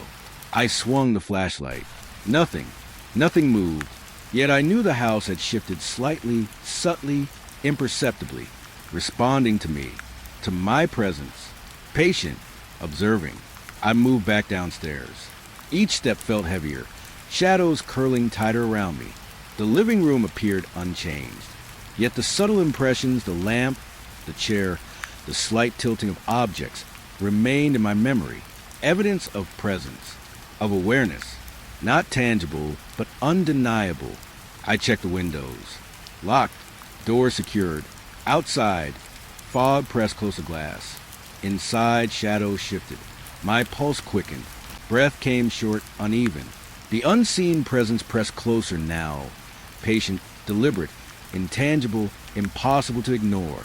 I returned to the center of the living room. I stood there, flashlight held tightly, scanning. The house breathed around me. Shadows stretched, curled, shifting just beyond perception. The pressure, subtle at first, pressed against me fully now, patient, deliberate, watching, waiting. I told myself to remain calm, to breathe. Rationally, it was an empty house. Evidence, observations, facts. None of them indicated movement beyond my imagination. Yet the sensation, pressing close, invisible and deliberate, was undeniable. Patient, attentive, observing. I stepped toward the door to leave. The weight lessened slightly, as if allowing me to exit. I moved slowly, deliberately, eyes sweeping the room one last time. Nothing visible moved. And yet, every instinct, every nerve, told me the house had been aware of me. Alive, attentive, unseen. Patient. Outside, fog pressed against my boots. The street silent. Houses dark. I looked back at the front door. It stood closed, ordinary. No sign of movement. No evidence. But the memory remained, the sensation unshakable. Subtle, insistent, watching. Patient, unseen. I climbed into the cruiser, doors locking behind me. Engine hummed. Fog swirled around the headlights. Shadows shifted at the edges of vision. And though I could see nothing, though every object seemed perfectly still, the memory, the sensation, the awareness of an unseen presence pressing close remained. Patient, watching, waiting. I hesitated at the top of the basement stairs. The wood beneath my boots groaned softly, echoing into the darkness below. The light from my flashlight barely pierced the black, the beam jittering as my hands shook. I told myself it was just nerves. The basement was nothing more than a cold, empty storage space, a place for old furniture and forgotten boxes. But the air, it was different here. Thicker, heavier, patient, waiting. I stepped down carefully, every footfall deliberate. Dust rose from the floorboards and floated in the narrow beam of my flashlight. Cobwebs brushed my face. A faint smell of mildew and something older, something sweet and metallic, filled the air. My stomach twisted. My pulse jumped. I told myself to breathe. Focus. Professional. Routine. But the sensation of being observed pressed down on me. Subtle, invisible, undeniable. The first thing I noticed was the boxes. They were stacked haphazardly, some tipped, some sealed tight, labels faded, scribbled in a hand I didn't recognize. I crouched to examine one. Inside were files, photographs, evidence bags from cases long closed, names I remembered or thought I had forgotten, staring back at me in typed labels and handwritten notes. A missing girl from 5 years ago. An abandoned apartment tied to a string of unsolved burglaries. A boy who disappeared near the train tracks. The air felt colder, denser. I lifted a photograph carefully. A small child, smiling, oblivious. I knew the case. Everyone did. The body was never found. My hand trembled slightly. I set it down slowly, as if the act itself might disturb whatever presence lingered here. Shadows twisted at the edges of the beam, stretching unnaturally along the walls. I blinked. Nothing, but the impression remained. Patient, watching. I moved further in. My boots scraped against concrete. Old furniture leaned in corners. Sheets of plastic covered chairs, tables, and an old freezer. The light of my flashlight reflected off metal surfaces. Something clattered faintly behind me. I spun. Nothing. My pulse spiked. Another clatter. Faint, deliberate. Not a rodent. Not random. Something here, aware of me. Observing. Patient. I try to rationalize. Old house. Settling floors. Drafts. But the air seemed too still for drafts. The floors too solid for mere settling. And whatever move had intent. Subtle, imperceptible, deliberate. Not attacking. Not threatening. Yet, just watching. Waiting. I turned back to the boxes. One lid had fallen open, revealing an evidence bag, yellow with age. Inside, a small object, a toy, a trinket, something tied to a missing child case. I reached for it. My fingers shook. As I lifted it, the shadows seemed to ripple, curling closer. The beam of the flashlight trembled. My chest tightened. Then I saw them. Markings on the wall, faint scratches, almost like tally marks. Long, thin, deliberate. Each one measured time or incidents. I couldn't tell. My pulse raced. Every instinct screamed at me that the basement wasn't just storage. It wasn't just old evidence. It was a shrine, a record, patient, observant, waiting. I backed away slightly, flashlight sweeping. Shadows twisted at the corners of my vision. Dust shifted in the beam as if moved by unseen fingers. I swallowed hard, telling myself it was just nerves, imagination, but the sensation pressed heavier now. Subtle weight on my shoulders, an unseen gaze following every movement. Boxes toppled slightly behind me. I spun, heart hammering. Nothing, but I knew I wasn't alone, not in the conventional sense. Something else was here, patient, observant, waiting, not hostile yet, curious, deliberate. I crouched again, examining files. Photographs of crime scenes, notes about missing persons, evidence long thought lost. But what unsettled me was a pattern. Each case, each disappearance, tied loosely to the others. A thread weaving back years, decades. Something older, something persistent, something patient. The basement felt like a heartbeat, pulsing quietly in the darkness. A floorboard creaked behind me. Slow, deliberate. I froze, breath caught in my throat. Slowly, I swung the flashlight. Nothing. Shadows clung to corners, curling, twisting. The air seemed to hum faintly subtle, vibrating against my skin. Presence. Awareness. I could feel it brushing against the back of my neck, pressing lightly, insistently. I forced myself forward. Steps careful, deliberate. The beam of my flashlight revealed more markings on walls. Small scratches near the baseboards, deeper grooves higher up, evidence of movement, struggle, attention. And then I noticed faint symbols, almost invisible, carved into the wood of an old cabinet. I traced them with my fingers, shivering. The carving seemed alive. Subtle, almost imperceptible shifts under my touch. My mind raced. Memories of unsolved cases, old patrol notes, files I'd read and forgotten. They all converged here. The basement was not just storage. It was an archive, a chronicle, patient, deliberate, waiting. The air pressed heavier. Shadows lingered longer than they should have. The sense of unseen observation intensified. A drawer rattled. I spun. Nothing. Yet the sound had intention. I swallowed hard. My flashlight trembled. Each step deeper into the basement increased the pressure, the sensation of unseen eyes, of a presence patient and deliberate, not visible, not tangible, but undeniable.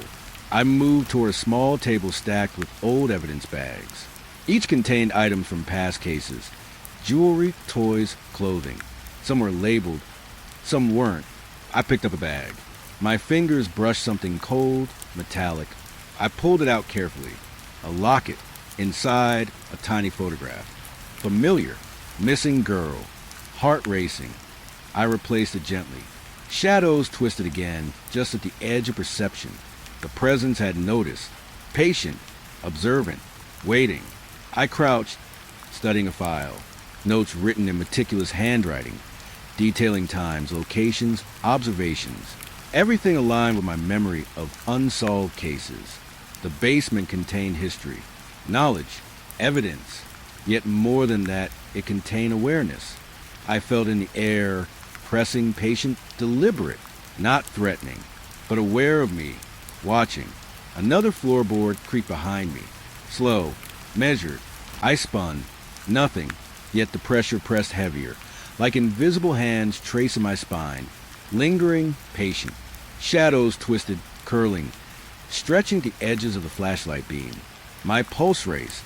Every nerve screamed at me to leave, to climb the stairs and escape the darkness. But curiosity, dread, obligation, some combination I couldn't name, kept me rooted. I moved to the far corner. Boxes toppled slightly, dust shifting. I caught movement at the edge of my vision. Blinked. Gone. But the impression remained, deliberate, intentional. Observant. Patient. I realized fully that this basement, these walls, these objects, they were alive in a way I couldn't quantify. Awareness without form. Observation without sight. Waiting without patience. A faint whisper sound brushed my ear, barely audible. I froze. Heart pounding. Eyes darted. Nothing. Yet I knew. Presence. Patient. Deliberate. Observing. Not hostile. Not yet. But undeniably conscious. I knelt by an old evidence bag. Photographs spilled slightly when I lifted it. Faces. Streets. Houses. Children. Forgotten crimes. Each item seemed to vibrate faintly under my touch, as though acknowledging me. I placed the photographs back carefully, hands shaking. Shadows stretched and shifted around the edges of the room, lingering. The presence pressed closer. Patient, observant, waiting. I climbed slowly toward the stairs. Each step heavier, deliberate. Shadows twisted, curling at the edges of the flashlight beam. Air thickened, pressing against my skin, subtle weight on my shoulders. I told myself to breathe, to remain rational, professional, but reason felt fragile. The basement, the shadows, the evidence. It was all alive with attention, patient, deliberate, impossible to ignore. At the top of the stairs, I paused, flashlight sweeping, chest tight, pulse hammering. The basement behind me seemed to exhale, subtle, deliberate, patient, not hostile, observant, waiting. I could feel in every shadow, every object, every grain of dust disturbed by my passage. Awareness without form, presence without visibility, deliberate, patient, immortal in attention. I climbed the last step. Outside, light from the street filtered faintly through windows. Cool air brushed my face. I exhaled slowly. My hands shook. I looked back at the open basement door. Shadows lay still, but I knew, I could feel it. Patient, observant, waiting. No one else could see it. No one else would believe it. The basement was ordinary to the casual eye, but to me I had felt it. The press of invisible attention, the patience, the awareness. The shadows had waited for me. The objects, the evidence, the markings. They had all been alive with observation, and I had been noticed. I closed the door gently behind me, locking it. Each movement careful, deliberate. Fog pressed faintly at the windows. Distant sounds of the street echoing. I climbed into my cruiser, engine humming, hands still trembling.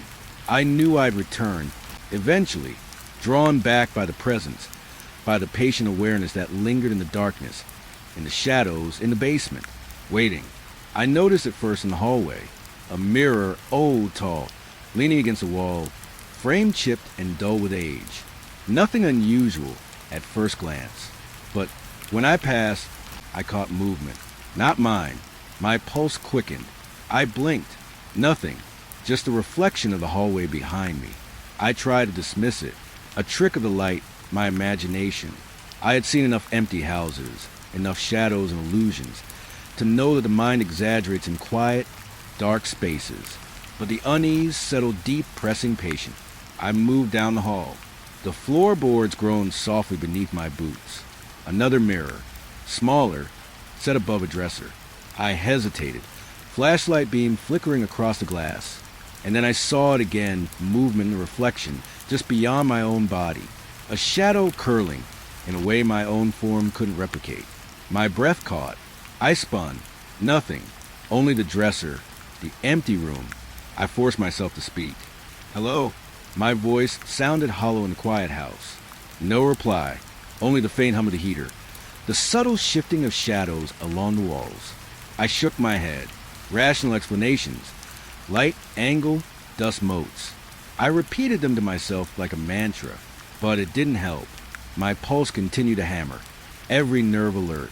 I approached the next mirror cautiously. This one was above the sink in the bathroom. I leaned in, flashlight illuminating the room. Everything normal. Tiles cracked, faucet rusted, towels hanging unevenly. And then I saw it, a figure behind me, pale, indistinct, moving slowly. I spun around. Empty room. No one. Heart thudding. I faced a mirror again. The figure remained closer now. Indistinct but unmistakable. Its presence was deliberate, patient. Watching. I stumbled back. Hand pressed to the wall for support. Rationality faltered. Shadows twisted unnaturally. The reflection didn't follow the laws of physics. It was a mirror of something else. Something alive. Attentive. Intentional. My chest tightened. Breathing shallow. The house had always felt alive, but now it had found medium. The mirrors. The reflections. Patient. Observing. Waiting. I moved toward the living room. Mirrors on the walls. Framed photographs behind glass. Even a glass tabletop. Each reflection carried that same subtle deviation. Shapes curling in impossible angles. Shadows lingering long after the source had passed. I caught myself in one reflection. Only my movements were delayed, slightly off, almost wrong. I jerked, blinked, everything normal. And yet, not. I tried to steady myself. Move calmly, examine everything. But the mirrors seemed to shift subtly as I walked past. Shadows stretching, bending, forming shapes that weren't there. I felt their gaze pressing on me. Patient, insistent, deliberate. I told myself it was imagination. I'd dealt with fear before. Empty houses, abandoned streets, unseen presence. But this was different. This was intimate, invasive, watching me in ways the dark corners of a room never could. I stopped at a full-length mirror in the hallway. I stared into it. Breath shallow, chest tight. The reflection behind me, the one that shouldn't exist, began to move independently, slow, deliberate. I froze, hand gripping the flashlight. My pulse raced. Every instinct screamed to leave, to step away, to escape. But I couldn't look away. Not completely. Something in me wanted to see, to understand. The reflection's head tilted slightly. A slow, deliberate motion. I hadn't moved. My body felt like lead, my eyes wide. I watched as it mimicked a gesture I had made minutes earlier, something subtle, barely perceptible. It wasn't copying me. It was anticipating, observing, patient, deliberate. I stumbled back, hand gripping the wall for support, breathing harsh. Shadows in the hallway seemed thicker, curling toward me. My flashlight trembled in my hand. Rationality screamed at me. It's just mirrors, reflections, light bending. But my instincts, raw, primal, told me something else. Something alive, something aware, watching, waiting. In the dining room, a mirror above the sideboard reflected the empty chairs. And yet in the reflection, I saw a movement, a chair rocking slowly, though every chair remained still.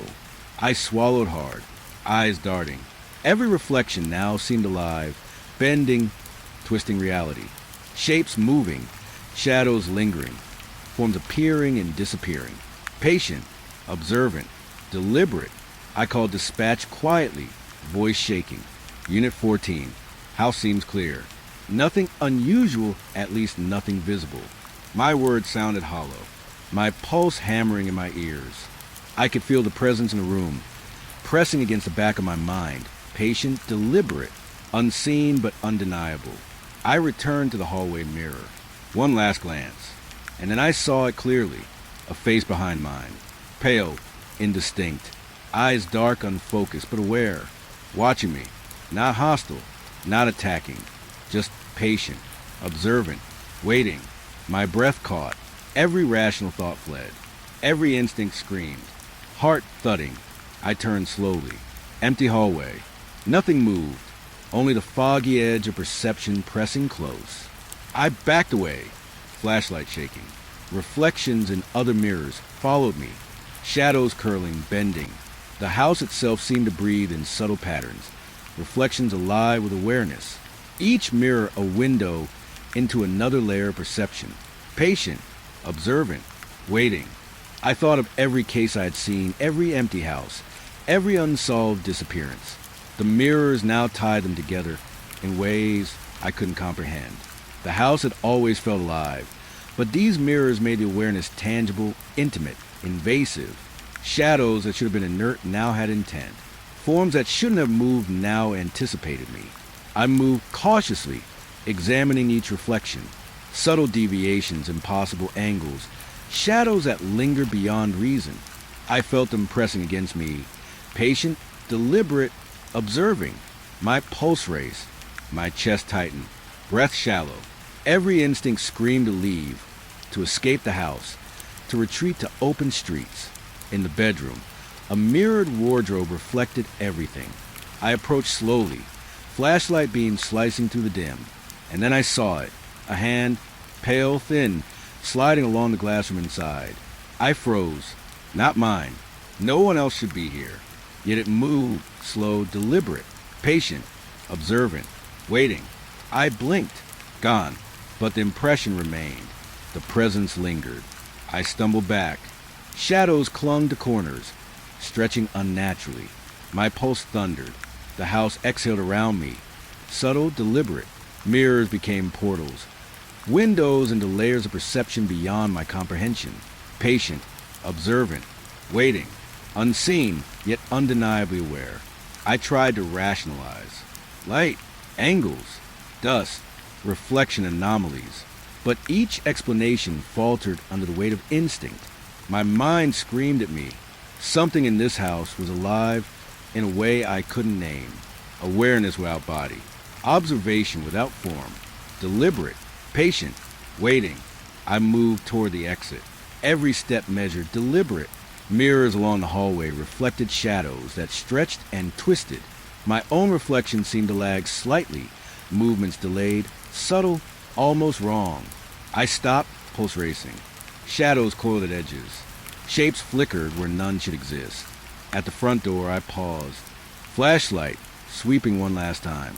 The mirrors reflected me, and yet something behind, always behind, just at the edge of perception. Patient, observant, deliberate, waiting. I could feel it pressing close. Subtle weight on my mind. pressing at the back of my skull, patient, watching. I stepped outside.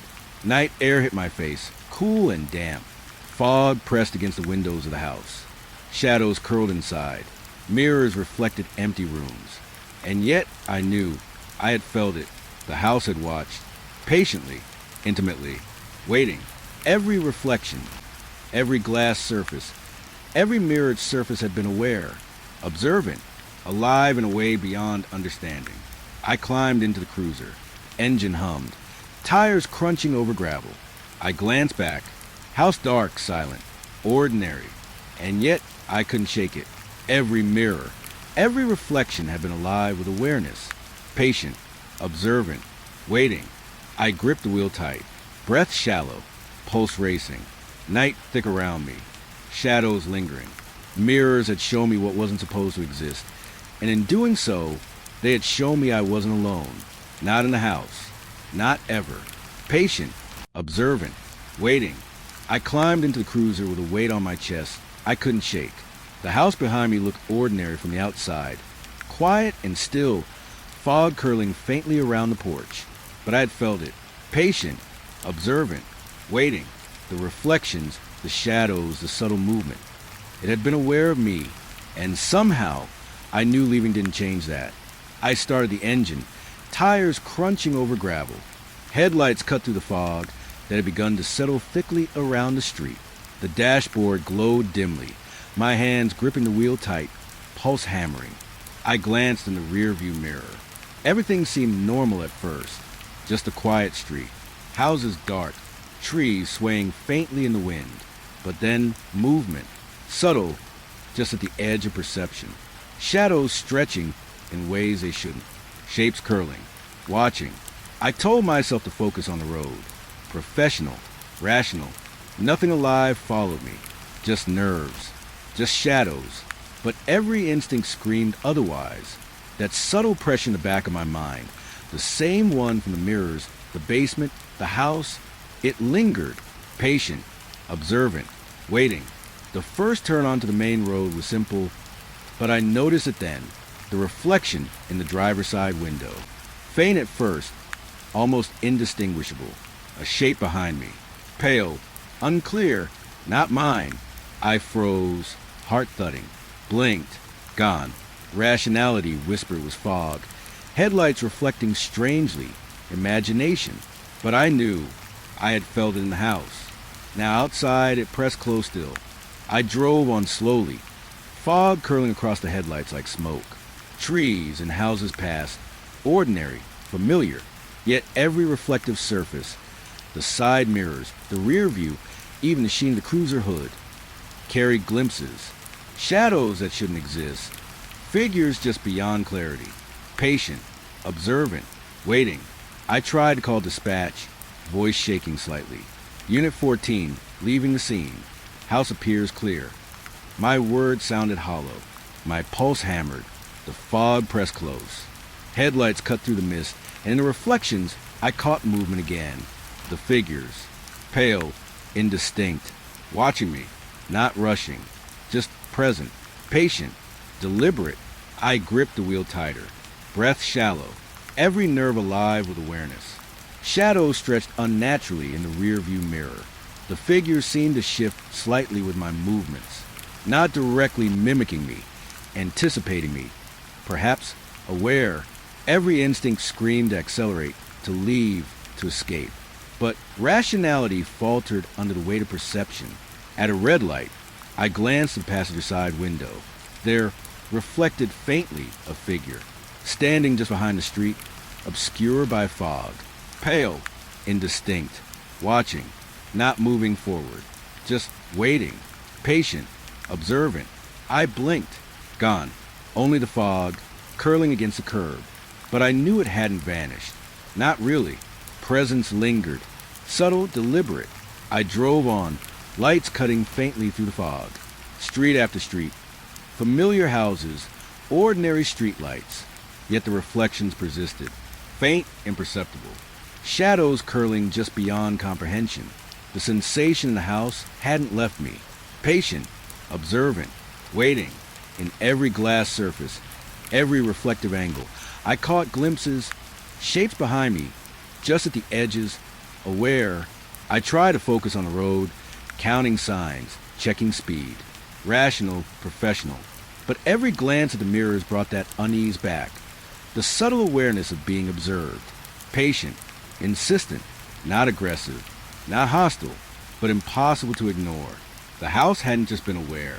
Its presence had followed me or something connected to it. Something patient, observant, waiting.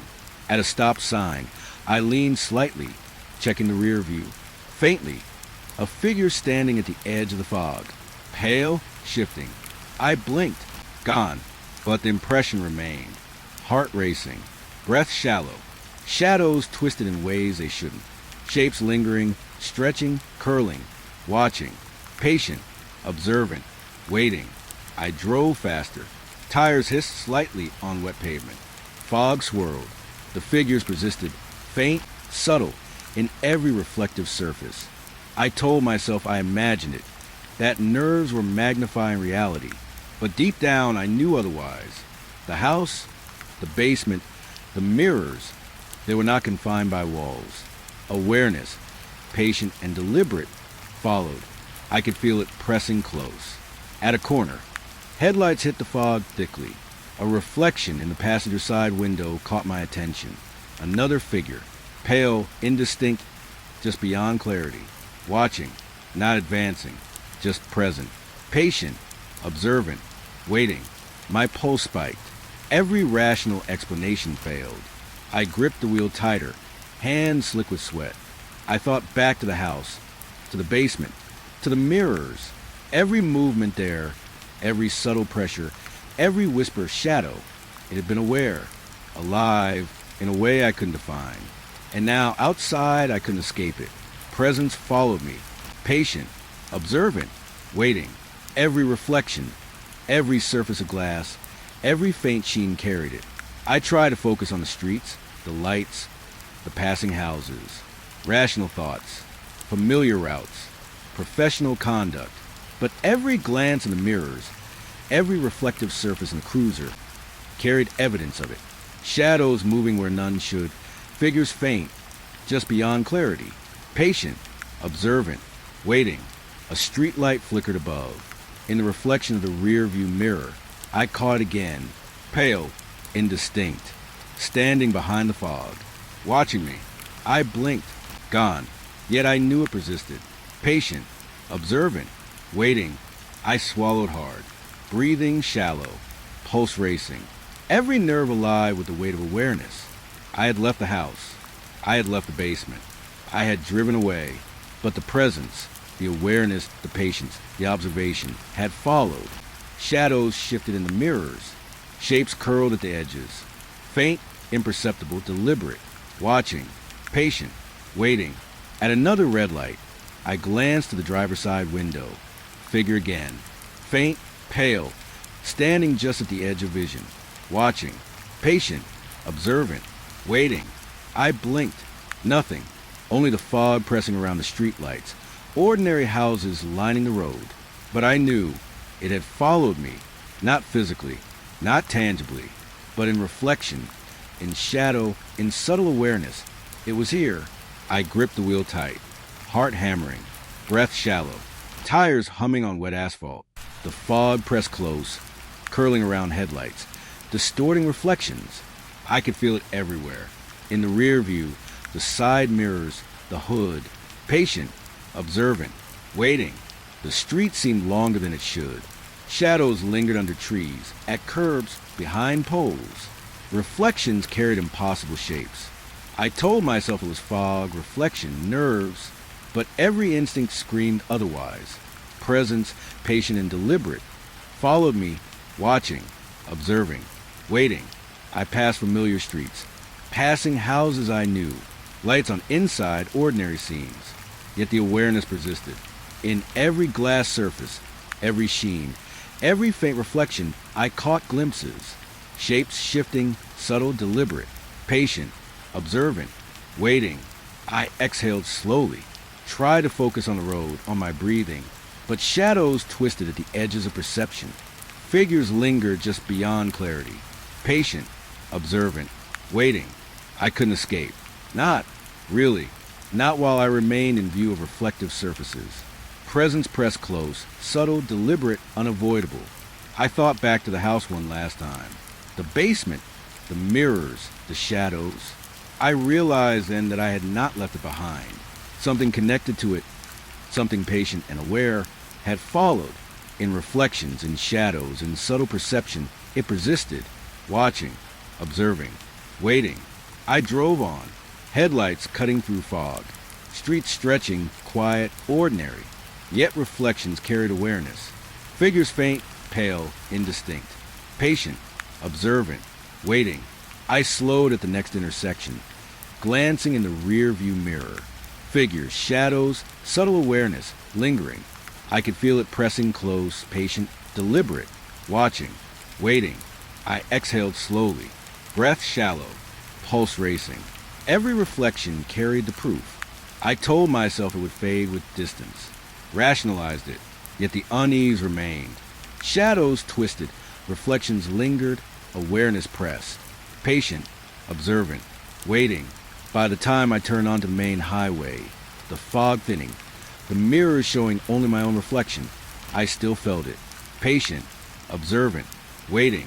Every reflective surface, every sheen of glass, carried its presence, subtle, deliberate, undeniable. I had left the house. I had driven away, but I was never truly alone. The park was empty when I arrived. Streetlights cast pools of pale yellow across the paths, leaving long shadows between them. The night was quiet, too quiet. I could hear the distant hum of the city, muffled tires on wet asphalt, a dog barking somewhere far off. But here in the park, it was just me and the wind rustling through the trees. I walked slowly along the gravel path, flashlight in hand. My boots crunched softly. I checked my radio. Nothing unusual. Routine patrol. Just another quiet night. I told myself that repeatedly, though my gut felt tight, uneasy. I had been on night shifts for years. I knew the tension that settled in empty places, the sense that someone or something was waiting just beyond perception. I reached the playground. Swing chains squeaked faintly in the wind. Shadows danced along the slides. And then I saw him, a small boy, maybe 6 or 7, standing alone under the dim light of a lamppost. He wasn't moving much, just staring at the empty swings. His coat was too thin for the chill, hands tucked into pockets. "Hey!" I called softly, approaching him. "Are you okay?" He didn't flinch, didn't look at me at first, just kept staring at the shadows. Then he spoke. "They watch," he said, quietly, flat, not a question, a statement.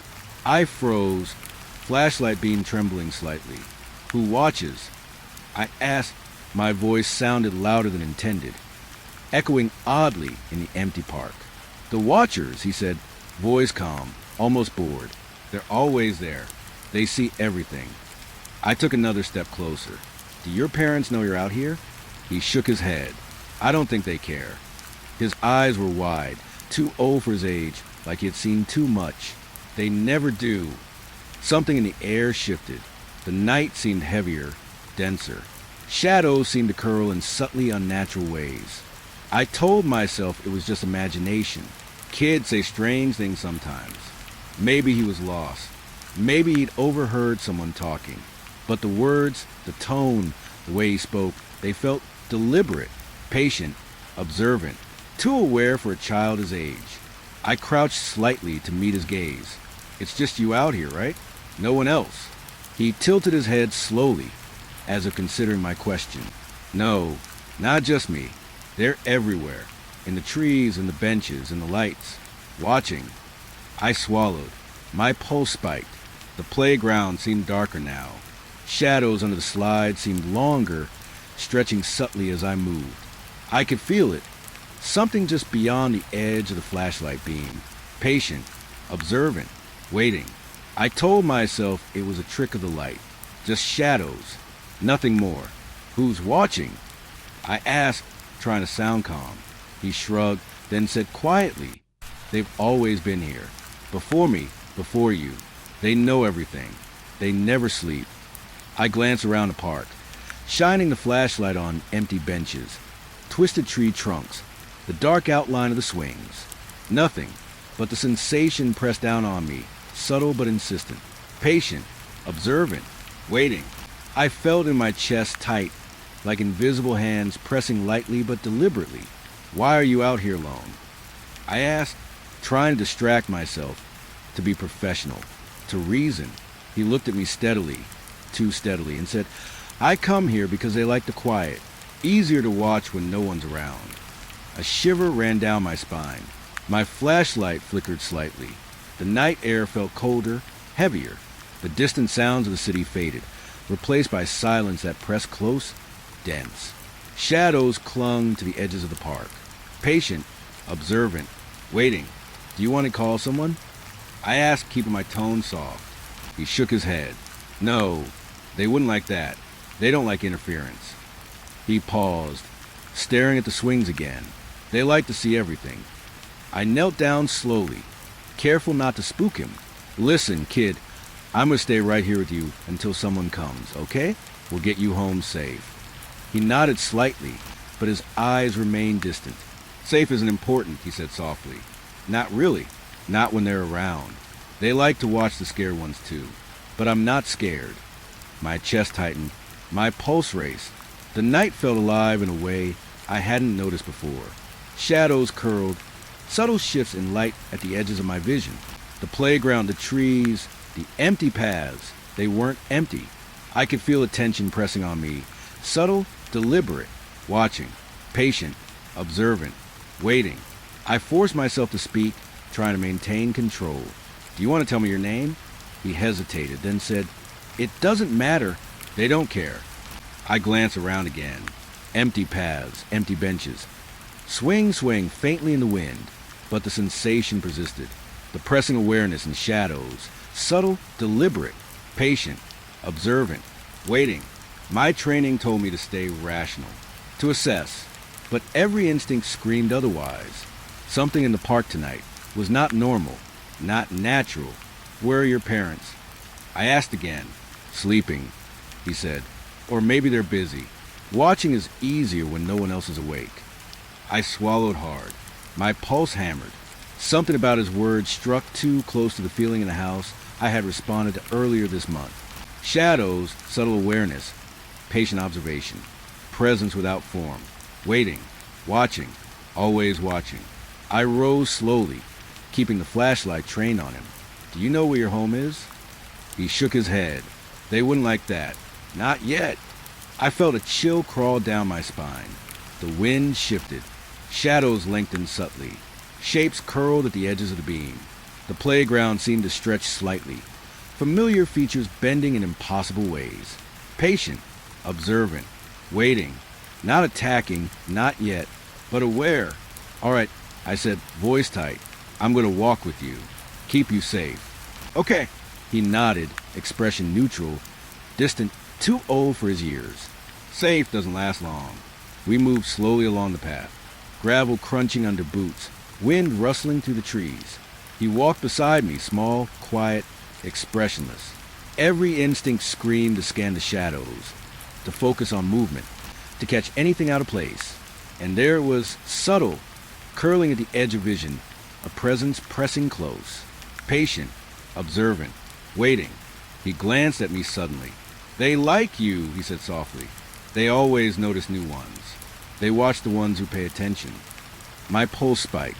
My grip tightened on the flashlight. Who? I asked, voice low. They, he said. Simple, flat, and then, almost as an afterthought, they never leave. I swallowed hard. The words pressed into my mind. Shadows in the park seemed darker now, bending subtly, curling, stretching. Every instinct screamed to move faster, to leave, to break free of the press of attention. Patient, observant, waiting. We reached the park exit. Streetlights ahead, faint glow of the nearby road. He stopped, turned to me. They like the quiet, he said softly, and the lonely, and the ones who notice. Don't forget, they're always there. I nodded, voice tight, throat dry. I won't forget, I said. though the words fell hollow. He stepped into the darkness beyond the streetlight. I glanced down the path. Empty, but the sensation remained. The subtle pressing weight of unseen attention. Shadows curling, patient, deliberate, observant, waiting. I returned to my cruiser slowly, heart still hammering. Engine hummed as I started it, tires crunching over gravel. I glanced back at the park. Empty paths, empty playground. Fog curling faintly in the lamplight. And yet, I knew, patient, observant, waiting. I drove away slowly, headlights cutting through the quiet streets. The park receded behind me, ordinary in appearance, but the impression remained, pressing close, subtle and insistent, presence without form, awareness without visibility, shadows that lingered, patient, observant, waiting. I tried to shake it, rationalized it, just a lost kid, imagination, shadows, wind. But deep down I knew someone or something had been there, watching, learning, waiting. And tonight I had noticed. And that, I realized, made all the difference. The streets were quiet when I stepped out of the cruiser. Street lights threw pools of yellow light onto the wet asphalt, and the fog from the night before it thickened, curling in wisps along the sidewalks. I took a deep breath, trying to steady myself. The park earlier had left an impression, a presence lingering, patient, observant. I'd told myself it was imagination, nerves, maybe just a weird encounter. But my instincts told me otherwise. I started walking, flashlight in hand, boots crunching softly on the wet pavement. The fog clung to the edges of the light, twisting the shadows into long, subtle shapes. I told myself I was imagining things. I had walked empty streets before, patrolled quiet neighborhoods. Shadows moved, lights flickered. Ordinary things, routine things. But this felt different, heavier somehow. Then I heard it. Footsteps. Soft at first, distant, almost drowned out by the quiet night. I froze, listening. Boots on pavement. Slow, measured, deliberate. Following. I stopped. Flashlight beam sweeping the empty street. Nothing. Just a fog curling along the curb. The distant glow of streetlights. The occasional rustle of leaves. I held my breath. Footsteps continued. Slow, patient, deliberate, matching my own pace. I turned sharply, flashlight scanning the sidewalks, alleys, and empty streets. Nothing. No one. Just the quiet. Just the fog. I swallowed hard, pulse spiking. Rationality screamed at me. Empty street. Footsteps echoed differently at night. Echoes, nothing more. But the rhythm of the steps, the delay, the wait, was too deliberate, too measured to be an echo. I started walking again, deliberately faster. Boots crunching, flashlight beam cutting through the fog. Footsteps followed, pacing me, patient, deliberate, not accelerating, not retreating, matching. I spun around again. Empty street. Nothing. Fog curling around streetlights. Shadows twisting subtly. The hairs on the back of my neck prickled. Every instinct screamed to leave, to run, but I told myself to stay calm. Professional, rational. Footsteps are often nothing. A stray cat, wind through debris, a car passing far away. I try to focus on the path ahead. Concrete wet under my boots. Fog curling around the edges of the streetlight beams. Footsteps behind me, subtle, deliberate, watching, patient, observant, waiting. I glanced down a side alley. Empty. Trash cans tipped over, newspapers damp and scattered. No movement. No one. Yet the sound persisted. Slow, deliberate, matching my pace. I picked up my pace. Faster, deliberate steps. Heart pounding. Breathing shallow. Footsteps followed, perfectly timed. Not human. Perhaps not random. Patient. Observant. Waiting. I rounded a corner, flashlight sweeping. Street lights flickered faintly. Shadows bent subtly along walls, twisted in ways that shouldn't exist. The footsteps continued. Slow, deliberate, measured, matched to my own heartbeat now. I stopped abruptly. Footsteps paused. I froze. Only the quiet street, the curling fog, and the pressing sense of awareness. I tried to tell myself it was nerves, imagination, stress from the park encounter. but the instinct deep in my chest told me otherwise. Presence pressed close, subtle but deliberate, observant, waiting. I turned sharply, scanning the street. Empty. No one. No movement. Only fog curling around the streetlights, casting long, twisting shadows. Yet the footsteps returned, soft, deliberate, pacing me again.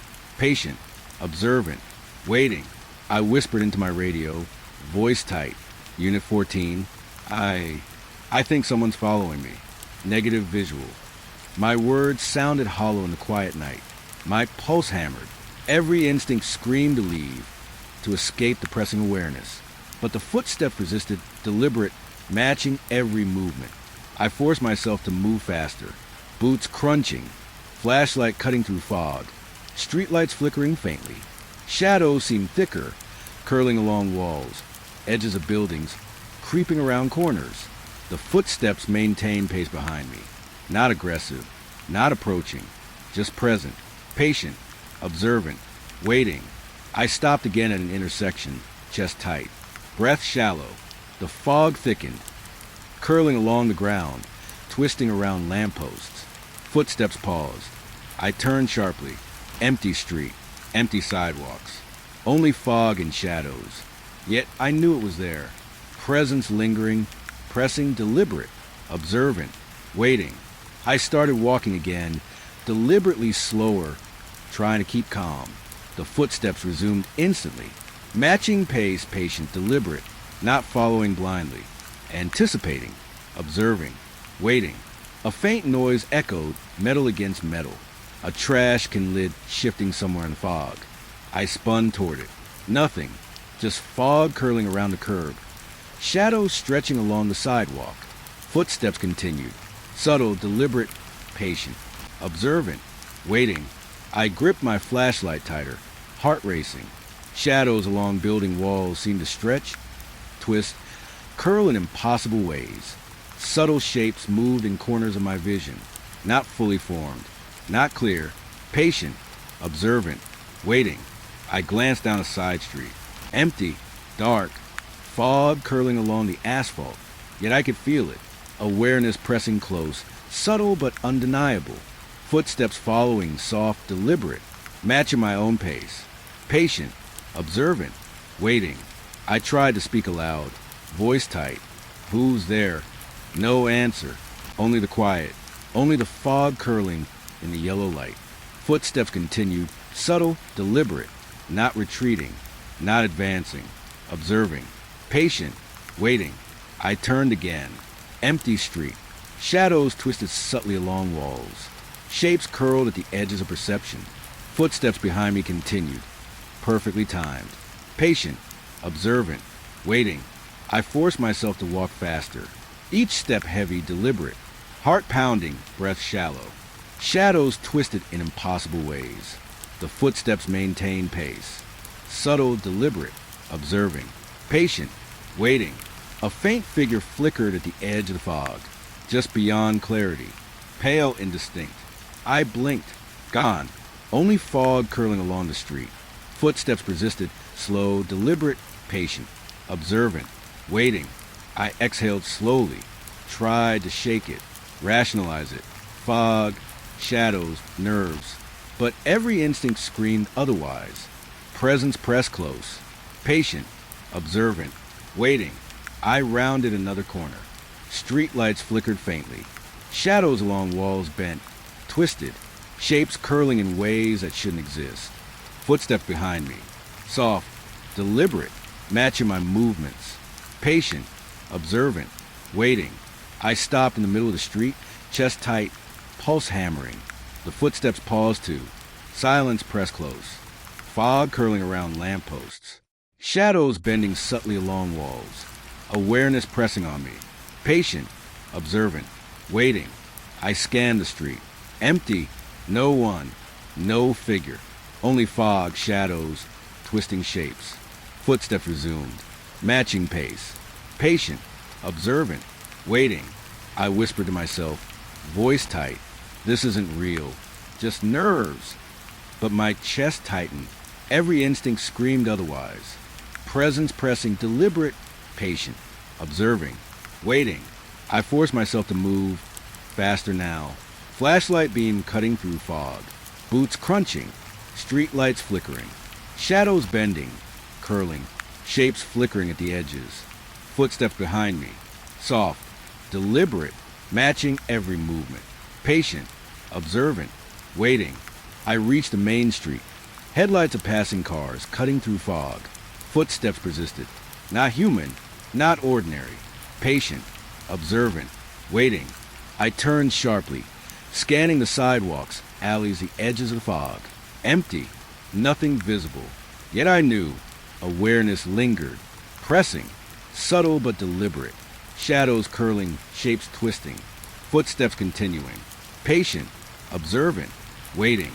I climbed back into the cruiser finally, hands shaking, heart racing, engine hummed, tires crunching over wet asphalt. I glanced in the mirrors. Empty street, fog curling around lampposts, shadows bending subtly, and yet the sensation remained. Footsteps pressed close, subtle, deliberate, patient, observant, waiting. I exhaled slowly, breath shallow, pulse hammering, night press against the windows, fog curling around headlights, shadows twisting in impossible ways. Footsteps would fade eventually, I told myself. Rationally, inevitably, but awareness, presence lingered. Patient, observant, waiting. I drove off slowly, headlights cutting through fog, streets stretching empty and quiet, shadows curling at edges of perception, shapes flickering, subtle, deliberate, footsteps gone, but the weight, the attention, persisted. Patient, observant, waiting. And I realized then that it wasn't the footsteps themselves I feared. It was the awareness behind them. Invisible, deliberate, patient, observing, waiting, always waiting. I woke to the first gray light of dawn filtering through blinds. The night felt heavier somehow, like the darkness had left an imprint on my chest. I sat up slowly, rubbing my eyes, trying to shake the unease from my bones. The park, the child, the whispers about watchers. It all felt distant, dreamlike, but my chest still throbbed with a memory, heartbeat echoing in my ears like a warning. I checked the radio. Dispatch chatter, routine, nothing unusual. Yet every sound felt amplified, deliberate, my senses on edge. I slipped into my uniform, boots silent on the apartment floor. The cruiser waited outside, fog lingering in patches along the streets. I started the engine, headlights cutting weakly through the early morning haze. The streets were quiet, unnervingly so. I returned to the park, flashlight off. The gravel paths glistened with dew. Leaves stuck damply to the ground. Every tree, every bench, every lamppost seemed sharper in the cold light of dawn, and yet it felt emptier than it should. I remember the child standing under the lamppost, his pale eyes too old for his face, his words pressing into my mind, watching, patient, observant, waiting. I moved cautiously, scanning the ground, shining the low morning light over a familiar path. The swing swayed faintly in the wind, chains squeaking softly. The benches were wet, empty, everything ordinary, and yet nothing was as it had been last night. I stopped near the lamppost where he had stood. The ground was scuffed slightly, the gravel disturbed. Footprints, small, barely noticeable, leading toward the darker edges of the park, but they stopped abruptly. No continuation, no sign of where he had gone, just absence. I crouched, inspecting closely. My hand hovered over the earth, as if I might touch some truth hidden beneath the dew. There were signs, subtle but deliberate. Scuffed leaves, a smear of dirt that hadn't been there before. It suggested struggle, movement, but nothing matched what my mind expected.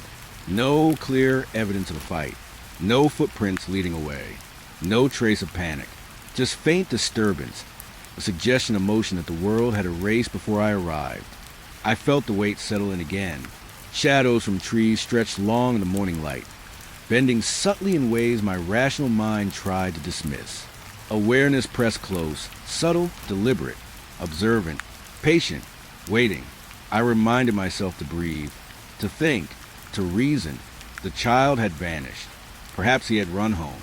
Perhaps I followed the faint traces cautiously, flashlight off, senses strained. Gravel crunched lightly under my boots. Leaves rustled. The park was empty, yet the air pressed on me, dense, alive in ways I couldn't name.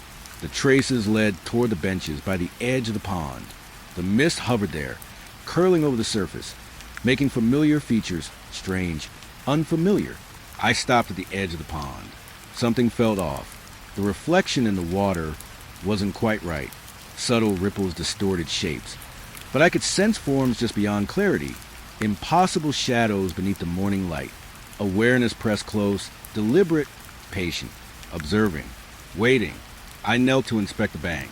Mud clung to small footprints, then abruptly ended in scuffed leaves and disturbed soil. Nothing followed. No direction. It was as though someone had vanished mid-motion, leaving only suggestion behind. I stood, pulse racing, breath shallow. The unease from the night returned, heavier this time, pressing it on my chest like invisible hands. I called out softly, "Kid, are you here?" My voice sounded foreign in the open space, swallowed quickly by fog curling over the pond. No reply, only the distant hum of the city, muted in the early morning haze. I scanned the trees, benches, swings. Every shadow seemed subtly wrong. I blinked, trying to rationalize, forcing myself to see the ordinary world. Yet the sense of being observed persisted. Awareness pressing close, subtle but undeniable. Patient, observant, waiting. I checked the ground again. Disturbances where the child had been. Signs of motion erased, as if the park itself had absorbed the evidence, leaving only a suggestion of what had occurred. Footprints stopped. Scuffs ended. Air hung heavy, charged with unspoken tension. Something remained. Something unseen. Watching. Patient. Observant. Waiting. I followed the perimeter slowly. Flashlight sweeping low. Grass glistened with dew. Tree roots twisted in ways that seemed familiar yet wrong. The air pressing closer with every step. I remembered the words from last night. Whisper like knowledge too old for a child. They're always there. They watch everything. I stopped near the playground. Swings creaked faintly. The slide reflected the pale light of dawn. Everything ordinary. Everything silent. Yet awareness pressed closer. Shadows stretched in subtle ways. Shapes at the edges of perception shifted. Imperceptible but deliberate. Patient. Observant. Waiting. I moved closer to the benches where the child's faint traces had led. Disturbances in the soil, scuffed leaves, and broken twigs suggested struggle. Yet no struggle had occurred. Rationally, it made no sense. There were no signs of panic. No clear path of motion. Just suggestion. The world held its secrets tightly. Patient. Observant. Waiting. I crouched to examine one of the scuffed leaves. Hand hovering. Something prickled at the back of my neck. Awareness pressed close, deliberate, patient. Watching. I blinked. The leaf looked ordinary. Ordinary as the others. Yet the sense of presence persisted. Subtle, deliberate, undeniable. I walked slowly along the path, scanning every shadow, every reflection in puddles, every twisting root. The traces of the child remained subtle, imperceptible. Faint disturbance, like the world had shifted briefly and then erased its memory. Footprints that didn't continue. Soil that seemed to shift back into place after being disturbed. Signs of struggle that had never truly existed. I stopped near the pond again. Mist hung low, curling around the edges, distorting familiar features. The air pressed close. Awareness pressed closer. Shapes flickered at the edges of perception. Not formed, not clear, observing. Patient, waiting. I whispered aloud. "Where did you go?" No answer. Only the rustle of leaves, the distant hum of the city, the curling fog. Yet the feeling of being observed persisted. Presence pressing close, deliberate, patient, observant, waiting. I scanned the playground one last time. Empty slides, empty swings, benches glistening with dew, everything ordinary. Yet the sense of absence remained. The child had vanished. Not running, not hiding, simply gone. And in the spaces he left behind, the air pressed close, charged with subtle awareness. Patient, observant, waiting. I walked back along the path toward the entrance. The gravel crunched under my boots. Every shadow stretched oddly in the pale morning light. Awareness pressed close. Patient, observant, waiting. The traces of the child remained in my mind, subtle, inexplicable, erased. Signs of struggle that had never occurred. Footprints that led nowhere. Disturbances that the world had reclaimed. I reached the park entrance, slowed, glanced back one last time. Fog curling along the paths. Shadows bending subtly along trees. The impression remained, pressing close. Patient, observant, waiting. I exhaled slowly, breath shallow, pulse racing. The child was gone. The traces were gone. The struggle never happened. And yet the awareness lingered, subtle but deliberate, pressing against the world, invisible but undeniable. Patient, observant, waiting. I climbed back into the cruiser, engine humming softly, tires crunching over wet gravel. I glanced back once more. Empty park, fog curling in the early light, shadows twisting in impossible ways. And still the sensation remained. Presence pressing close, subtle, deliberate, patient, observant, waiting. I drove off slowly, headlights cutting through the thinning fog. Every instinct screamed to focus on the road, to shake the unease, to rationalize. Yet deep down I knew the child had vanished, but the awareness, the presence had not. It lingered in the park, in the shadows, in the spaces between the light and the fog. Patient, observant, waiting. And I realized then that absence did not equal safety. Just because something is gone doesn't mean it left. It started with a call. Routine, simple, or at least that's what I told myself when the dispatcher's voice broke through the radio just past midnight. Unit 12, possible domestic disturbance on Holloway Street. Caller reported screaming, possible injury. Neighbors heard crashing. I remember glancing at the clock. 12:03 a.m., the kind of hour where everything feels thinner, like the night itself is holding its breath. I acknowledged the call, turned the wheel and headed east. The city looked different that time of night. Streetlights flickered. The wind carried small, strange sounds, rattling cans, distant sirens, whispers of things you couldn't name. I tried to shake the tension building in my chest. Calls like this weren't new, but something about the voice on dispatch lingered with me. The tone, it had a pause in it, just long enough to feel like doubt. Like even she wasn't sure this call was real. When I reached Holloway Street, it was empty. No cars, no porch lights, just rows of dark houses pressed close together like they were hiding something. The kind of silence that doesn't feel peaceful, just expectant. The address was 418, middle of the block, a small one-story home, white siding, overgrown yard. I parked, left the engine running, and stepped out. My boots sank slightly into damp grass. The air smelled faintly of rain and rust. I remember how quiet it was. Not normal quiet, something heavier, like the sound had been pulled out of the air. Dispatch, this is Unit 12. I'm on scene at 418 Holloway. No visible movement. Static. Then, copy that, Unit 12. Caller didn't stay on the line. Proceed with caution. I approached the house slowly, flashlight in hand. The beam cut through the dark, catching on the porch railing. The paint was chipped. A small wind chime clinked once, then stopped. The front door was slightly open. That's what made me pause. No lights inside. No sound.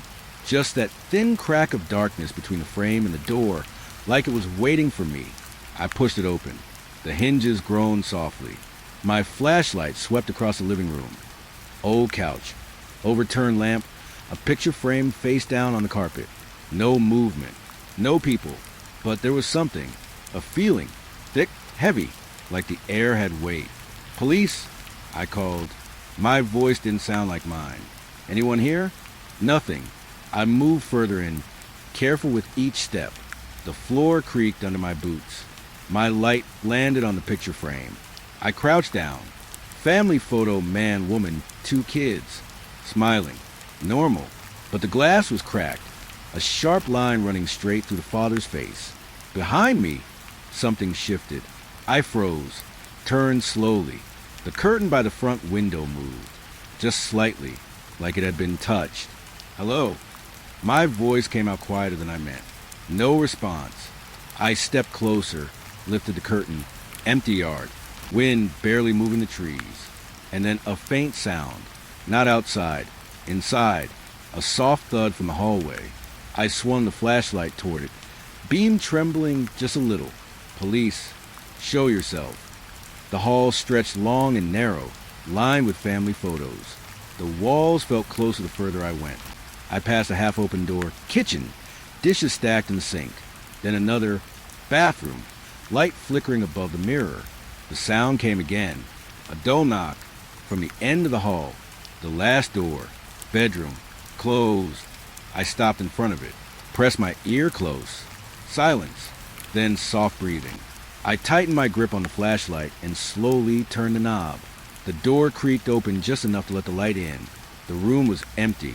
Bed unmade, sheets tangled, one pillow on the floor. Closet door half open. A faint smell of metal in the air. Blood. I moved closer.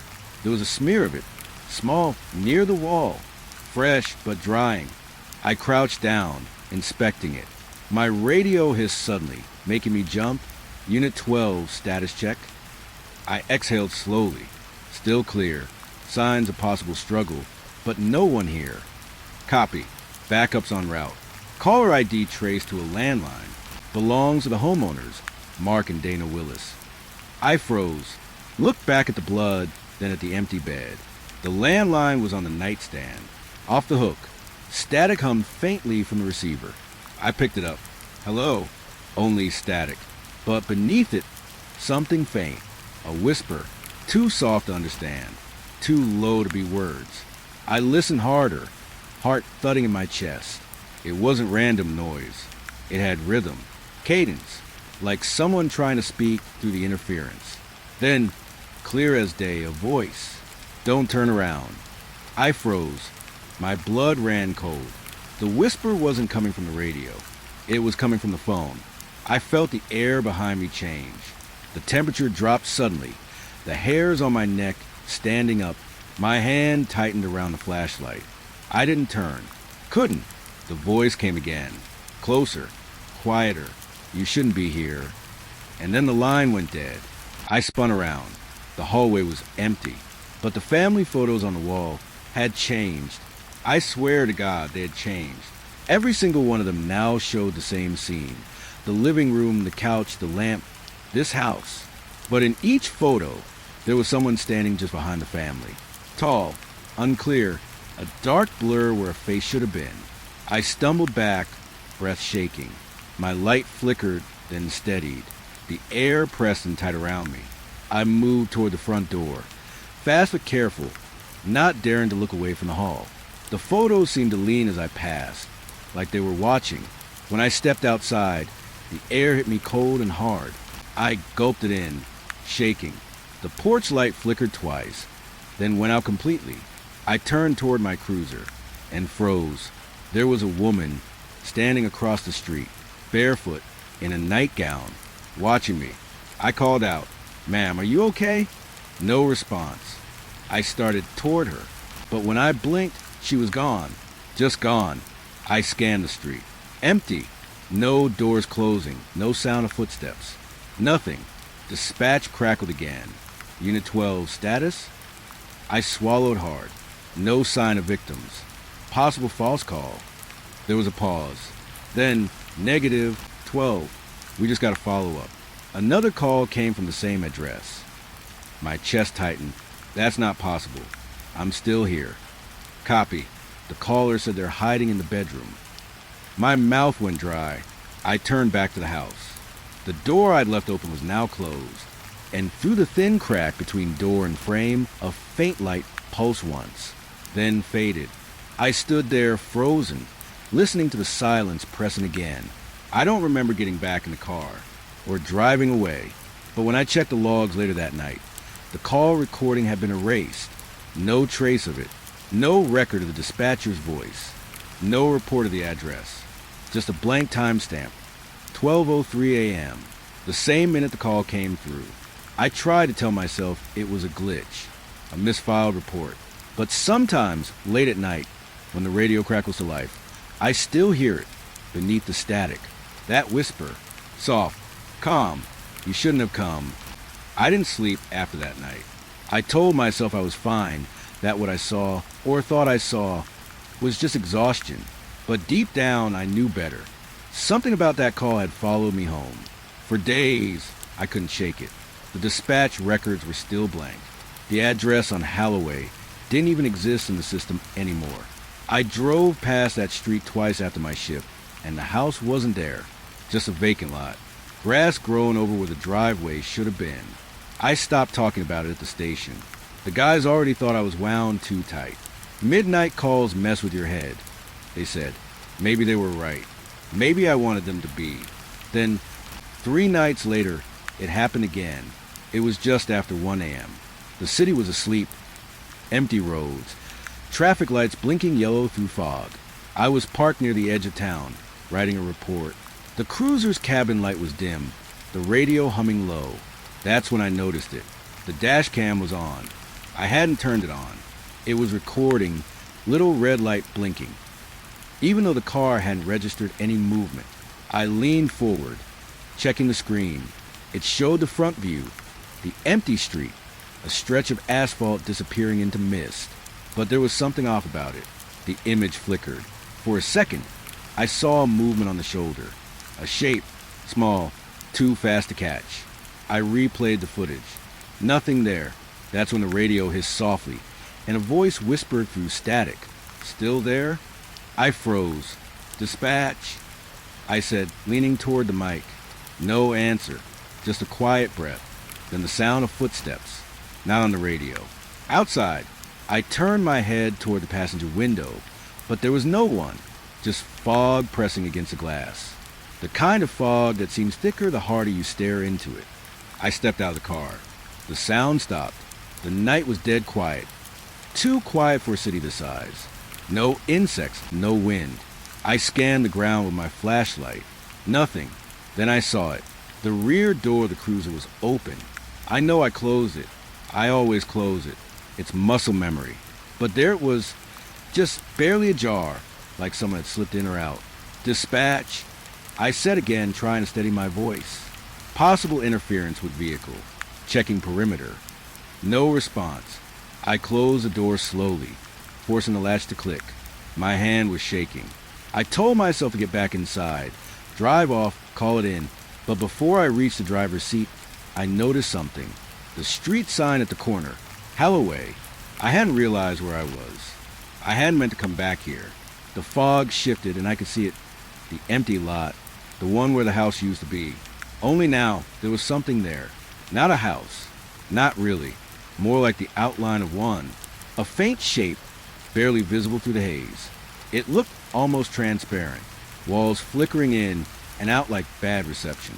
My breath caught in my throat. I stepped closer. The closer I got, the colder the air became. My flashlight beam trembled over the grass, catching on faint lines of the dirt, rectangular like foundations. And there, in the middle, something metallic glinted. A doorknob, just sitting there, half buried in the soil.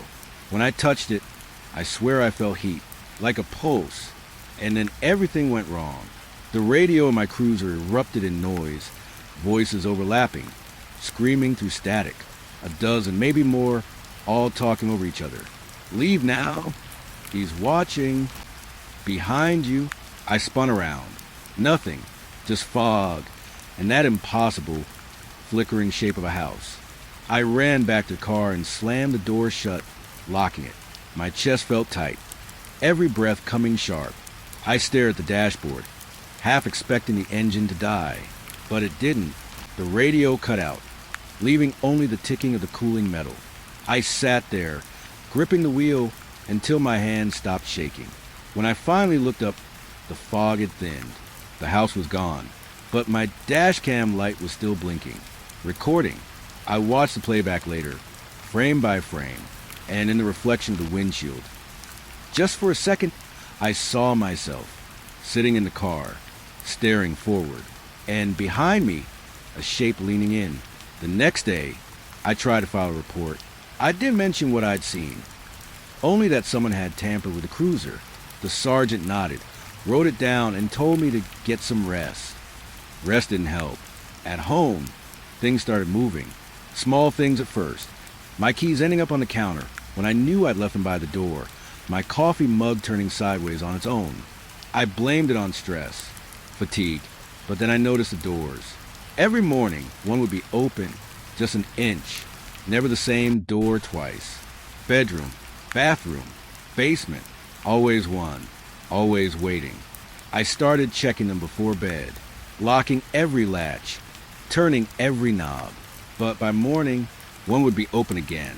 I told myself I was doing it in my sleep. I even set up a camera one night, aimed at the hallway. The next morning, the footage was gone. Deleted, not corrupted, not missing, deleted. And right there, in the folder where it should have been, was a single new file, just a timestamp. No name, no thumbnail. I opened it. It was audio, a single voice whispering through static. You left the door open. I slammed the laptop shut and sat there, heart pounding. My house felt smaller, quieter, the air heavy in my lungs. That's when I noticed something else. The door in my living room, the one I knew I had just closed, was open, an inch, just enough to see the dark beyond it. I didn't move for a long time. I just listened, waiting, and then, faintly from that darkness, something shifted. A soft scrape, like fingertips on wood. I forced myself up across the room and shut it, hard. The moment the latch clicked, I heard another door open. Behind me, bedroom. I turned slowly. It was wide open. No breeze, no draft, just open. That was when I realized it wasn't about the house. It wasn't about Holloway Street. Something had followed me back. Something that could move where I couldn't see. That could touch the world but not be seen in it. I didn't go back to work the next day. I sat in my car outside the station, staring at the steering wheel, and thought about that night over and over again. The whisper, the photos, the woman across the street, the way the air had pressed in. And I started to think, maybe it wasn't just my mind breaking. Maybe whatever I'd answered that night on Holloway had been a call for help. Maybe it had been an invitation. And I picked up. Now, when the radio clicks on by itself, I don't reach for it anymore. I just listen, because sometimes if the static holds long enough, I can almost hear my own voice whispering back, not from the speaker, from behind me. I don't remember when the station started feeling wrong. Maybe it was always that way, quiet in a way that presses on your chest, heavy with stories no one tells. But lately it's different. The silence isn't silence anymore. It started a few nights ago, after that call. The one where the evidence didn't make sense. Doors open that weren't supposed to be. Lights flickering in locked rooms. I told myself I was tired. That I'd been working too many shifts. That the late hours were just getting to me. But tonight, I heard something. Something I can't explain. It was around 2 in the morning.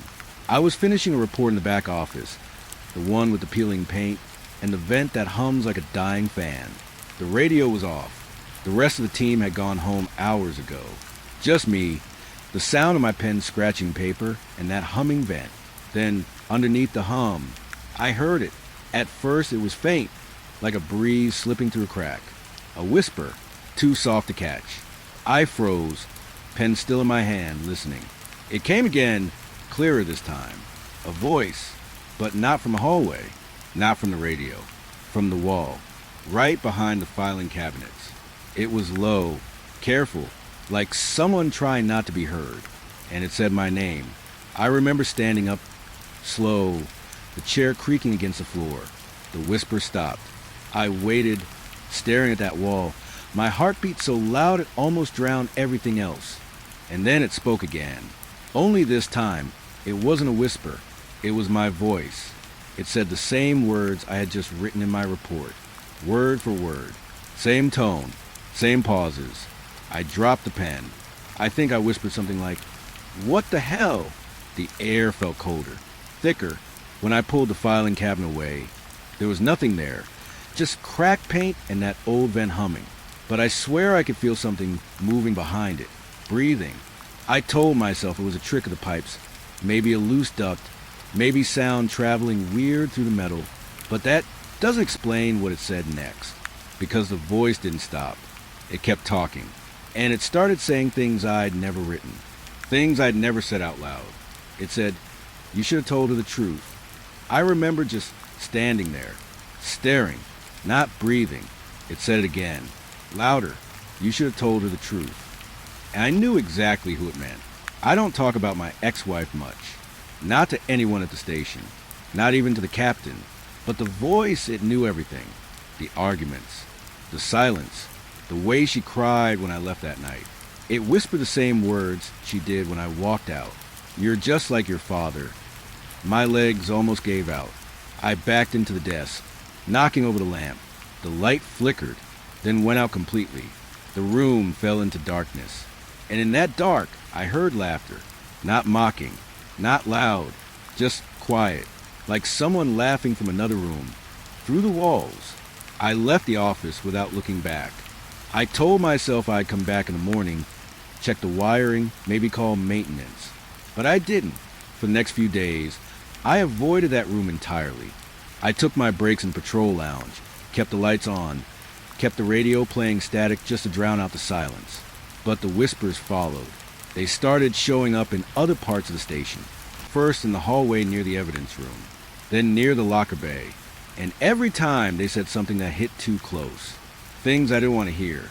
Things I'd buried. One night, while logging new evidence, I heard them behind me again. This time, they were arguing. Two voices, both mine. One said I'd failed. The other said I'd seen too much. I turned around fast. Nothing. Just that cold, empty corridor lined with metal shelves. But I swear, for a second, I saw a movement behind the glass of the evidence cabinet, like a reflection stepping out of sync. I got closer, and I realized the reflection wasn't matching me anymore. It was still standing there when I turned my head, still watching me when I looked away. That was the first time I thought about quitting, about just walking out and never coming back. But something about that place, it pulls you in. Like it doesn't let you leave until it's done with you. The next night, I brought a recorder from home, just a cheap one. I set it in the office, pressed record, and left it running. When I played it back later, I expected nothing but white noise. But what I heard, I can't explain. It started with the vent hum, the usual background noise. Then, about 3 minutes in, I heard breathing, slow, heavy, and then me, my voice. But I hadn't said a word that night. It said, "Stop listening." Then, "It's not the walls, it's underneath." And right after that, a sound, like nails dragging across wood, long, uneven, scraping toward the mic. Then the tape cut. I threw the recorder away the next morning. But I kept thinking about that line. It's not the walls, it's underneath. Underneath what? That night, I went back to the office, moved the cabinet again. The paint behind it looked darker, like something had seeped through. I pressed my ear against the wall. For a long time, nothing, then faint, like someone whispering through fabric. "Help me." It wasn't my voice this time. It sounded like a woman, pleading, weak. My stomach turned. My hands were shaking. I hit the wall once hard and shouted, "Who's there?" But the whisper didn't stop. It only grew softer, like it was sinking deeper into the concrete. I should have left then. I should have walked out and never come back. But I didn't. Something about that voice, it felt familiar. And I don't mean that in some poetic way. I mean it was familiar. The tone, the way she said my name. It was identical to a call I took years ago. A missing person case. A woman trapped somewhere underground, line cutting in and out, her voice swallowed by static. They never found her. Just a call log and the sound of her crying before the tape ended. The same crying I could hear now, through the wall. After that, I stopped sleeping at the station. I started taking my reports home, but the voices didn't stop. They followed me, at first, faintly, in the hum of the fridge, the pipes, the static between radio channels. Then clearer, more deliberate. Sometimes they whisper my name when I turned off the lights. Sometimes they repeated words I just thought, but hadn't spoken. One night, I tried something desperate. I sat in complete silence. No radio. No lights, no distractions. I wanted to see if I could catch it, figure out what it wanted. For a while, nothing, just the sound of my own breathing. Then it spoke. "You hear us now." My chest tightened. "Who are you?" I asked. There was a pause.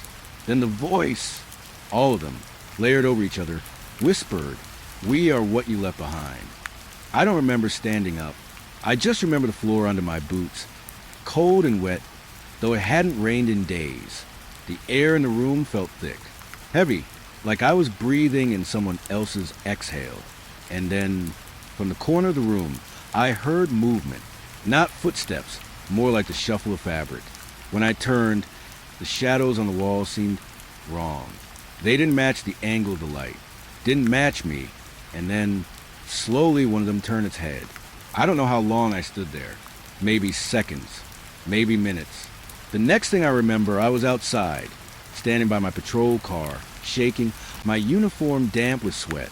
The station lights flickered behind me, and from inside, I could still hear them. They weren't whispering anymore. They were calling my name, all at once, over and over, like an echo that didn't need air to travel. I haven't gone back since that night.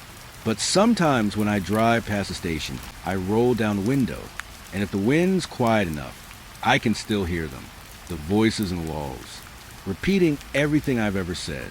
And some things I haven't yet. It's been 4 nights since the last call came through. At least, that's what I tell myself. The truth is, I'm not sure the calls ever stop. When I power down the dispatch radio, when the room falls quiet, I still hear it. A faint hum, buried in the static of my own thoughts. Sometimes I can make out syllables. My name, my badge number, or the echo of something I said days ago. I've started to wonder if I ever stopped working at all. See, that radio was never supposed to have a mind of its own, but it feels like it does. Every time I shut it off, it finds another way to talk to me.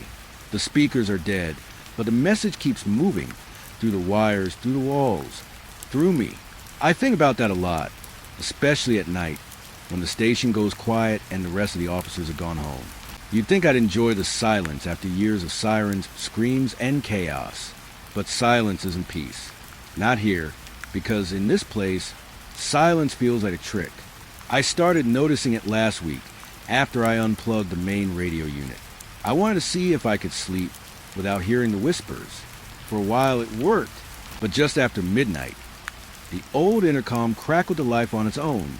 A soft hiss, a breath, then a voice. "Officer." It was the same tone I'd heard from that first call. Calm, measured, human enough to sound real, but just slightly off. When I walked over to the intercom, it went silent, but I could still feel something in the air, like the echo of sound vibrating through my skin. The next morning, I found the intercom unplugged. No power. That's when I stopped pretending this was just equipment failure. The problem isn't the radio. The problem is that the signal doesn't need one anymore. Lately, I've been keeping a notebook. Every strange thing that happens, every whisper, every flicker sound, I write it down, but it's getting harder to tell what's real. There are entries in my handwriting I don't remember writing. Whole pages filled with coordinates, timestamps, and phrases that don't mean anything to me. One of them says, "You're still on the line." It's written over and over again, dozens of times. I thought maybe someone was messing with me, but no one has access to my desk. No one even comes into that room after hours anymore. They say I'm working too many night shifts, that I should take some time off. But they don't understand. If I leave, the signal follows me home. I tried once, took a few nights off, drove out of town, turned off my phone, even pulled the battery from my personal radio. It didn't matter. The moment I lay down in bed, I heard that same crackle, a faint buzz from the wall behind my head. Then, beneath it, breathing, slow, steady, not mine. When I first joined the force, I used to think the radio was a lifeline, something that connected us, made us safe. Out there on the streets, when things got bad, the radio was the only thing between you and silence. But now, I think silence might have been safer, because what's talking through that static isn't human. It sounds human, but it knows too much. It knows what I said to my father before he died. It knows the number of times I've hesitated before pulling my gun. It knows about the call I didn't respond to, the one that could have saved someone's life. And it likes to remind me. Sometimes it repeats the words back in my own voice. You waited too long. You let them die. You're still on the line. The first time I heard that, I tore the radio apart. I pulled out every wire, smashed the speaker, and threw the pieces in the dumpster behind the station. The next night, my phone rang. No number. No caller ID. When I answered, the same voice whispered, "Why'd you hang up?" I don't tell the others anymore. They already look at me differently. One of the rookies joked that I'm haunted by dispatch. The others laughed, but I could tell by their faces that they've started hearing things too. Maybe it's spreading, or maybe it's always been there. We just didn't listen long enough before. You spend years on this job hearing people at their worst moments. Screams, sobs, gunshots, breath catching in the throat. You hear it all. Maybe all that pain gets stored somewhere. Maybe the radio just remembers. Last night, I stayed late again. Not because I had to, but because I couldn't go home. The station was empty. Just the hum of the lights and the occasional groan of old pipes. I sat at my desk, staring at the silent console, waiting for something to happen. Around 2:17 a.m., I heard static from my headset, faint at first, then rising. It wasn't a call. No dispatch tone, no ID number, just noise. And then, between the distortion, a whisper. "Are you still listening?" I didn't move. The voice shifted, deeper now, almost like it was right behind me. "Don't pretend you don't hear me." My hand started to shake. I reached for the power switch, but it was already off, completely off, and still the voice spoke. We never disconnected. I don't know why, but that's the part that broke me, because I realized something. Every time I thought the line had gone dead, maybe it hadn't. Maybe it just went quiet to listen. There's something else, too. Every night since then, the voice changes slightly. Sometimes it sounds like me. Other times it sounds like people I've known, officers who quit, or ones who didn't make it back from a call. I thought I was losing it until I checked the station's call logs. There were entries with no origin, no destination, no voice recording, just timestamps. Each one matched the exact time I'd heard the static, and each one was labeled connected. I'm writing this now because I don't know how much longer I'll be able to tell the difference between their voices and mine. When I talk, there's a delay now, like the sound is traveling through another channel before reaching my own ears. Sometimes I catch words in the echo that I didn't say. It's like there's someone speaking through me, borrowing my breath, using my tone. I've stopped trusting my reflection, my voice, my memories, because if they can reach through the walls, through dead wires, through static, what's stopping them from reaching through me? Last night, I left the station early, or I think I did. I remember driving, the city lights fading in the mirror, the hum of the cruiser filling the car. Then the radio clicked. No power, no light, but the speaker buzzed anyway. A familiar hiss, followed by a whisper that sent every nerve in my body into ice. "Officer!" My throat went dry. The voice paused, then spoke again, soft, almost kind. "You can't clock out." I gripped the wheel so tight my hands went numb. The street ahead looked endless, like the same stretch repeating over and over again. And then I heard something new. Beneath the static, faint, rhythmic, like someone breathing through the line. But this time, it wasn't one voice. It was dozens, maybe hundreds, layered together, whispering things I couldn't understand, words in and out of sync, some of them laughing, some of them crying. And in the middle of it all, one phrase repeated, steady as a heartbeat, never offline, over and over. I don't remember parking, or walking inside, or sitting down. But I'm here now at the station and the radio's off again. I'm sure of it. No light, no signal, yet I can still hear them. Somewhere in the static, my own voice answers back, and it's not me speaking anymore. I remember my first solo shift like it happened last night. The air was cold enough to bite through my gloves, and the city felt wrong, too still, too empty for Friday. They told me it would be easy. Just a few quiet hours patrolling Route 6 before sunrise. Nothing ever happens out there. That's what the sergeant said. But I've learned something since then. Nothing happening is sometimes worse than something happening, because it gives your mind time to wander. And when it wanders too far, it finds things that shouldn't be found. The cruiser smelled like old coffee and gun oil. My reflection floated in the dark window, pale, tired, and unsure if I belonged here. I kept the radio low, static whispering like a heartbeat under my thoughts. The dashboard lights painted everything in soft green and orange, flickering each time the car hit a bump in the road. The highway stretched on forever, no headlights ahead, no taillights behind. Just me, the hum of the engine, and that thin yellow line leading deeper into nowhere. At first, I liked it. The quiet, the control. Then I started noticing signs. Not road signs, though those were strange too. The real signs were smaller, personal. It started with the mile markers. They were supposed to count up one by one, 32, 33, 34. But after a while, I realized I'd passed 34 3 times. Same crooked post, same dent near the base, same faded number. I slowed down, thinking maybe I'd looped around somehow. But Route 6 is a straight line. There's no looping, no exits for 20 miles. I tried the GPS, but the screen froze. Just a blinking. That didn't move no matter how far I drove. That's when the unease began. That low, twisting feeling in your stomach, like you just stepped somewhere you shouldn't. I radioed dispatch, told them my GPS was acting up. No response. I waited. Nothing but static. Then a voice. Faint, distant, but it wasn't dispatch. It whispered something, soft enough that I couldn't catch the words. I thought it might be cross-channel interference, but when I turned the volume down, I still heard it. Right behind me. I spun in the seat, flashlight in hand. But the back of the cruiser was empty.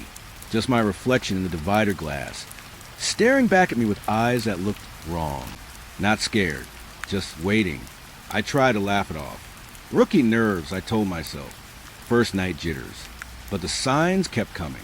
A deer stood on the roadside, frozen in my headlights. Except its eyes didn't glow. They were just black, glossy and hollow, like holes cut into the night. I honked, flashed the lights. It didn't move. And when I passed it, I glanced in the mirror, and it was still there, facing the other way now, watching me leave. After that, I couldn't stop checking the mirrors. Every few seconds, I'd glance up, expecting to see headlights, or maybe a figure in the back seat. But the road stayed empty. At some point, I realized I'd stopped hearing the engine. The hum that had been constant all night was gone, replaced by something softer, a low, rhythmic thudding, like someone knocking under the car. I pulled over near mile marker 36, or maybe it was 34 again. I don't know anymore. I stepped out, the air biting cold against my face. The trees on either side swayed, whispering in the wind, though there was no wind at all. I crouched, checked the tires, the undercarriage. Nothing. Then the cruiser radio crackled to life. At first, it was just static. Then, through the fuzz, a voice whispered, "Don't get out." I froze. Repeat. I said into my shoulder mic, "Who is this?" Static. Then again, clearer this time, my own voice replayed back at me. "Who is this?" The radio clicked off. I got back inside the car and locked the doors. My hands were shaking. For the next hour, I just drove. Didn't stop for anything. Didn't even blink when I passed the same gas station 3 times. Dark windows, pump handles swinging in the wind. The digital clock on the dash stopped at 2:17 a.m. and never changed again. By the time I finally saw the station lights ahead, I almost cried. But as I pulled into the lot, I realized something was wrong. All the cruisers were there, every single one, which didn't make sense. They should have been out on patrol. And the building itself was dark. No porch light, no sign of movement. I called out on the radio again. Still nothing. Then I saw it, a shadow behind the blinds. Not moving, just standing there, watching. I don't remember getting out of the cruiser. But suddenly I was at the door, flashlight trembling in my hand. When I pushed it open, The hinges groaned loud enough to echo. The place smelled like dust and metal. That same scent the cruiser had, but heavier, like it had been locked up for years. The desks were empty. Papers scattered like a storm had blown through. And on the far wall, the big clock read 2:17, same as the cruiser. I walked to my desk, half expecting to find my jacket or my half-empty coffee mug. But there was nothing, just dust. That's when I noticed the bulletin board. Pinned to the cork was a single photograph, a cruiser, parked on Route 6. Empty. The number on the side was mine. The photo was dated 2 years ago. I wanted to run, but my legs wouldn't move. The radio on the desk came to life with a soft pop. Static. Then a voice. Unit 12, do you copy? I grabbed the mic. My throat was dry. This is Unit 12. Who's calling? The voice on the other end exhaled. You shouldn't be out there. My skin went cold. Who is this? You've been out there too long. I looked toward the window. The cruiser headlights outside flickered. The radio hissed again. Then the voice said something that made my heart stop. You can come inside now. I turned slowly toward the glass door, and there I was, sitting in the cruiser, looking back at me. The next thing I remember is waking up in the car. The sky was just starting to lighten. The clock said 6:40 a.m. The radio was silent. For a moment, I thought it was just a dream, just some messed up trick my brain played on me. Then I noticed the dust. On my uniform, on the dash, on the inside of the windshield, like I'd been sitting there for days. I turned the key. The engine started fine, but the gas gauge hadn't moved. Half a tank, same as before. The mile markers looked normal again. The GPS worked. Everything was back to how it should be. Almost. When I parked back at the station later that morning, the others were already there, laughing, talking, sipping coffee. I asked them if anyone had been on Route 6 last night. They looked at me like I'd said something strange. Route 6, one of them said. That road's been closed for years. That's when I noticed something on the passenger seat. A Polaroid. It showed my cruiser, parked on Route 6. Empty. Same as the one on the bulletin board. Except this time, the photo wasn't dated 2 years ago. It was dated today. I thought I'd seen strange things before that night, but nothing prepared me for what I found on the stretch of highway past mile marker 42. It started as routine. Another quiet patrol through the back roads no one uses anymore. The kind of silence that eats at your thoughts until you start making noise just to feel human again. I'd been humming to myself when my headlights caught something on the shoulder, something that didn't belong. At first, I thought it was just debris, maybe an old wreck no one bothered to clear. But as I slowed down, I realized it was a car, a dark blue sedan, parked perfectly straight along the edge of the road. No damage, no hazard lights, just sitting there, engine off. I pulled up behind it and stepped out. The night air felt heavy, like the world was holding its breath. When I peered inside, I saw a purse on the passenger seat, a half-eaten sandwich in the cup holder, and the driver's door slightly open, but no one inside. I called it in standard procedure. Dispatch crackled, confirmed no active missing persons in the area, and told me to log it for tow in the morning. But something about it bothered me. The sandwich wasn't old. The bread was still soft, not even stale. I touched the hood. Warm. Someone had been there minutes ago. I looked around with my flashlight, scanning the brush along the roadside. No footprints. No signs of a struggle. Just silence. The kind of silence that presses against your ears until you can hear your own pulse.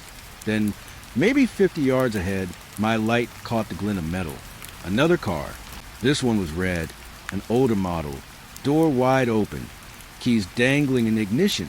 The driver's seat was empty, but there was a child's booster seat in the back, and a small stuffed bear lying in the dirt beside the rear tire. I picked it up. It was damp from the dew, but not soaked, like it had been dropped an hour ago. I called dispatch again. Static answered. The channel was open, but no voice came through. Just that thin hiss of dead air. That's when the smell hit me. It wasn't blood, not gas. Something in between, like wet rust and burnt dust. The kind of smell you can't explain, but know you shouldn't breathe too deep. I checked the next few hundred yards and found 3 more vehicles, all different makes, different plates, all parked neatly on the shoulder, doors open, lights off, each one with something left behind. A coffee cup still steaming faintly, a phone playing static through its speaker, a car seat with a blanket still folded inside. No signs of struggle, no broken glass, no drag marks. It looked organized, like everyone had just calmly stepped out of their cars and vanished. By the 4th car, I started talking to myself. That's something they tell rookies not to do. But silence out there starts to feel alive if you don't fill it with something. This is crazy, I whispered. This is just some prank. Has to be. But my voice didn't sound right. It came out small, distant, like it was already being swallowed by the dark. When I got back to the cruiser, my radio was blinking. Someone had been trying to reach me. I lifted the mic, Unit 12 to dispatch. I've got multiple vehicles abandoned along Route 7. Possible missing persons. Do you copy? For a second, nothing. Then, faintly, copy. It sounded like dispatch, but the voice lagged. Stretched, like a tape running too slow. Confirm your location, I said. Location? It repeated. Not my location. Just a word. Then the line went dead again. I remember standing there, under that dead sky, trying to think logically. Maybe some group pulled over together, hikers or campers, and something scared them off. That made sense. That had to be it. But I kept circling back to the sandwich, the coffee, the still warm engines. People don't just disappear mid-bite. I decided to check the nearest vehicle more thoroughly, the red one with a booster seat. I opened the glove compartment, half expecting registration papers, insurance cards, anything normal. Instead, there was a folded piece of paper. No name, no date, just one sentence written in shaky handwriting. They said, "Stay on the road." My chest tightened. I scanned the trees again, the empty fields beyond the ditch. Everything looked still, too still, like the whole world was waiting for me to do something wrong. Then came the noise, a faint clicking, not like an animal, too rhythmic. I turned toward the sound. It was coming from the first car I'd stopped at, the blue sedan. The driver's side door was now closed. I swear it had been open when I arrived. I walked closer, every step heavier than the last. My flashlight flickered, one of those cheap departmental ones that never works when you need it most. Through the window, I saw something on the dashboard. A phone. Its screen was on, but the image was scrambled, just streaks of light moving across it. Then, for a split second, it showed something clear, a live camera feed. From behind me, I spun around so fast my chest seized. Nothing, no one, but the smell was stronger now. That metallic, electric smell like air after lightning. When I looked back at the car, the screen was dark, and the passenger door was open again. I told myself to leave, to drive back to town, call for backup, do anything but stay. But I couldn't move. My legs felt locked, like the night had hands wrapped around my knees, holding me there. Then the radio hissed again. This time, the voice wasn't from dispatch. It was softer, closer. "Why'd you stop?" I froze. The words were clear, a whisper that wasn't in my ears, but in my head, vibrating behind my eyes. "Keep driving." I turned the volume all the way down, but the voice stayed. "You saw them, didn't you?" My throat went dry. "Who are you?" I whispered. No answer.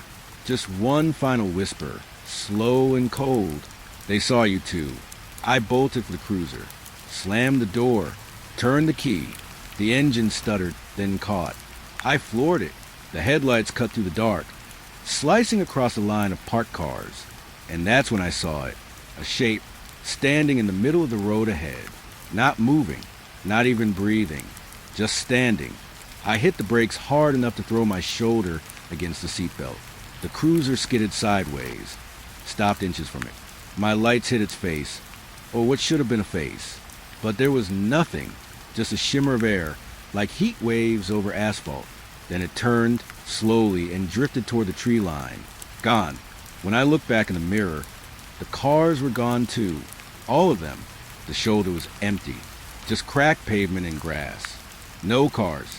No coffee cups. No stuffed bear. Only tire tracks, my own, leading straight through nothing. I drove until dawn, until I saw the sun burn the fog off the horizon. The radio stayed dead. When I finally reached the next town, I told the clerk at the gas station what I'd seen.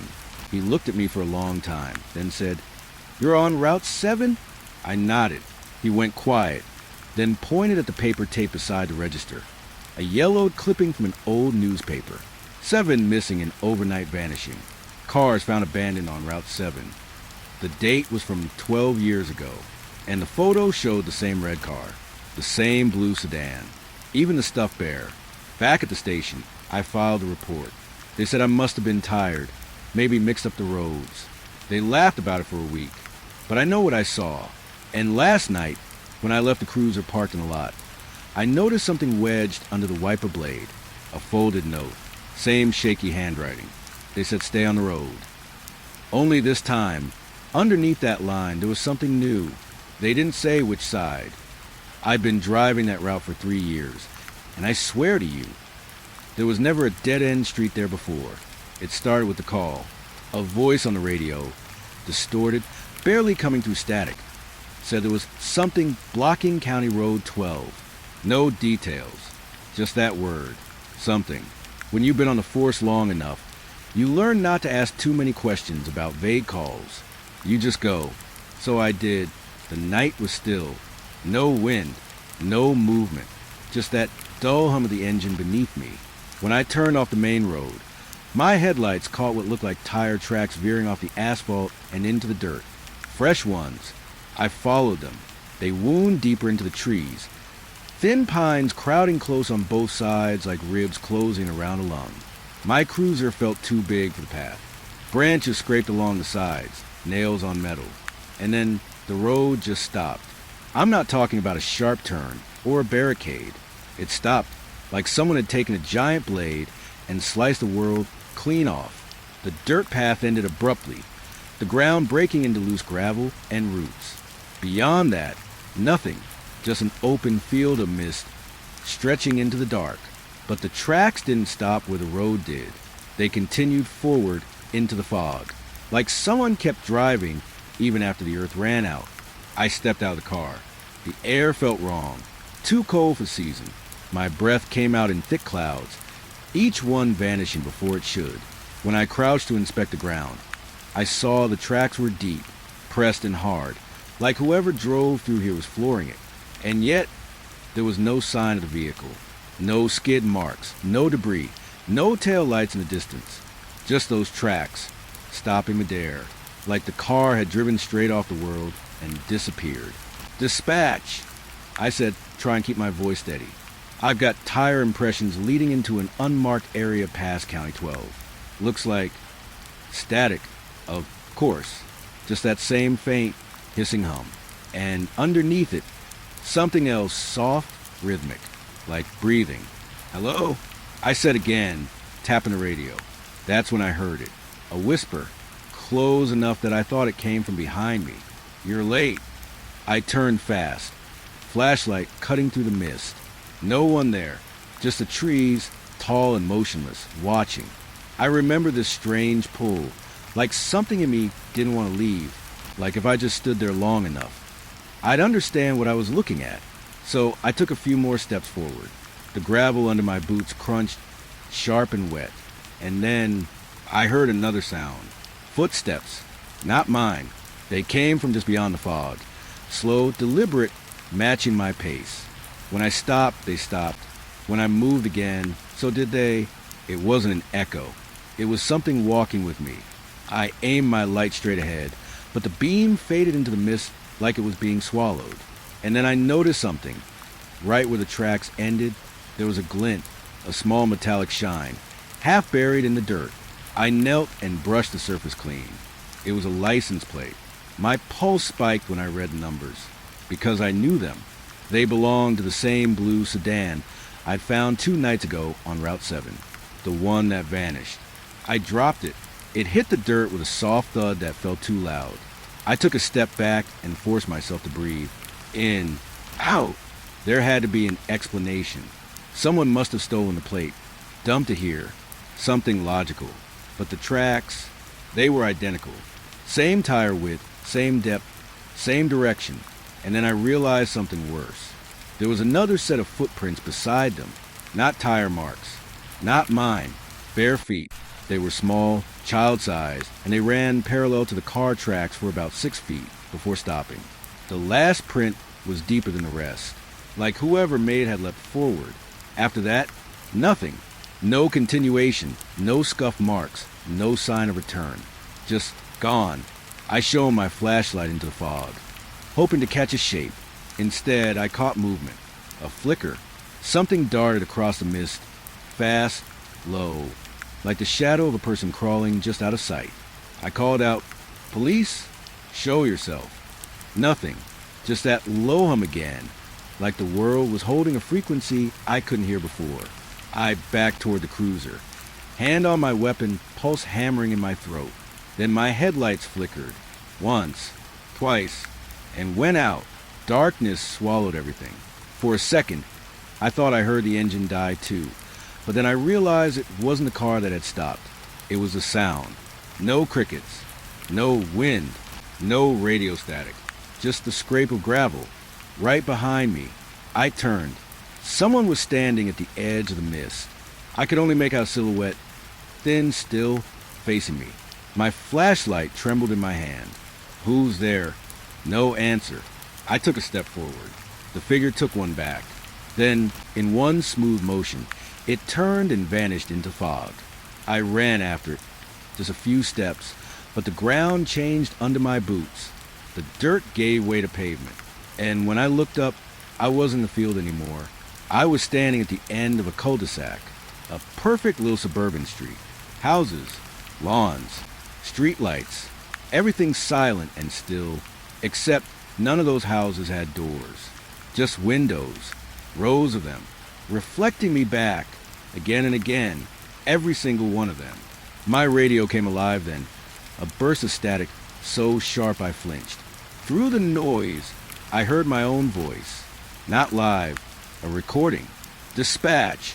I've got tire impressions leading into an unmarked area past County 12. My stomach dropped. That was me. Exactly what I'd said 10 minutes ago. The radio repeated it again, word for word. Then it distorted, words dragging out. Unmarked area, past County Pass. And then, beneath the static, something else joined in. Turn around. Don't look. You're on the wrong side. I dropped the mic and stumbled back toward the cruiser. But it wasn't there anymore, just empty road stretching both directions, disappearing into black. I turned in a circle, heart pounding. The cul-de-sac was gone. All that remained were those same tire tracks, leading nowhere, and my own footprints now next to them. That was when I noticed it. Something new beside the tracks. A line of words carved into the dirt, shallow but unmistakable. The road end for you too. The letters were fresh, the edges still crumbling. I didn't stick around to see who wrote them. I ran until my lungs burned, until I saw the faint glow of the highway lights through the trees. When I finally reached the cruiser, it was parked neatly by the roadside, engine idling, headlights on, door open, like it had been waiting. I jumped in and slammed the door, threw into drive, and didn't look back. By the time I hit the main road, the fog had thinned. My radio came back online. Dispatch calling out my unit number. Unit 12, report status. You've been off the grid for... I cut her off. Everything's fine. False alarm. My voice shook. I hoped she didn't notice. Copy that, she said. But there was a pause. Then, softer, she asked, "You sure you're still on County 12? I frowned. Yeah. Why? Static. Because that road's been closed for years. Then the line went dead. When I pulled into the station, I left the cruiser running and went straight to my locker. My uniform smelled like dirt and coal metal. When I reached into my pocket, my fingers brushed something rough. I pulled it out, a fragment of metal, bent, scratched, and slick with dew. I turned it over under the fluorescent light, and my chest went cold. It was half a license plate. Same color, same numbers, from the car that had vanished. and scratched across the back, barely visible, were 3 words. The road ends. I keep it locked in my desk drawer now. I tell myself I should throw it away. But sometimes when the station's quiet, I swear I hear something from the hall outside. A low hum, a whisper. You never turned around. And when I check the security feed, there's always the same thing on the monitor. A dirt road, a line of tracks, leading straight into fog. No beginning, no end, just waiting. I didn't go straight home that morning. I just sat in the cruiser, outside the station, hands still locked around the steering wheel. The engine was off, but I could still hear it. That low hum, the same one from the road. It was faint, like it lived somewhere behind the sound of my heartbeat. When the sun finally started to rise, I forced myself out of the car. The air smelled like rain and coal metal. The parking lot was empty except for my cruiser, streaked with dust and leaves. I told myself I imagined it.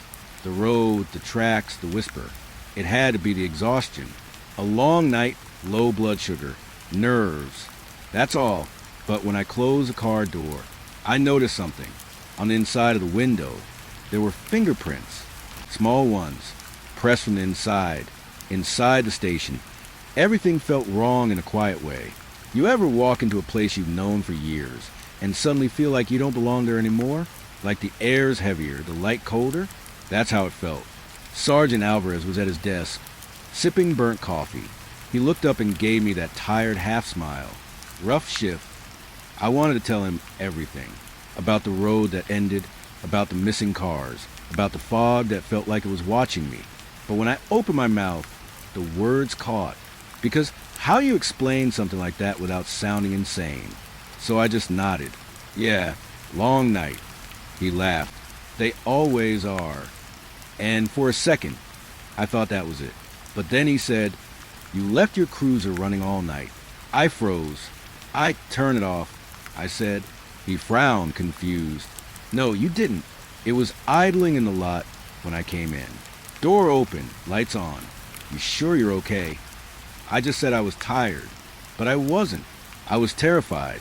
I went to the locker room to wash up. The fluorescent lights buzzed overhead.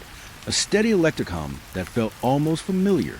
When I splashed water on my face, I caught my reflection. My eyes looked wrong. Pale, like I hadn't slept in weeks. And behind me, just for a second, I saw a movement. Someone standing in the far corner. I turned around, heart slamming against my ribs. No one there, just a row of lockers. The smell of soap and rust. But when I looked back at the mirror, there were still wet footprints on the tile behind me. Small, bare, like a child's. I didn't report it. I couldn't. Instead, I clocked out early and drove home. The whole way, I kept checking the rearview mirror.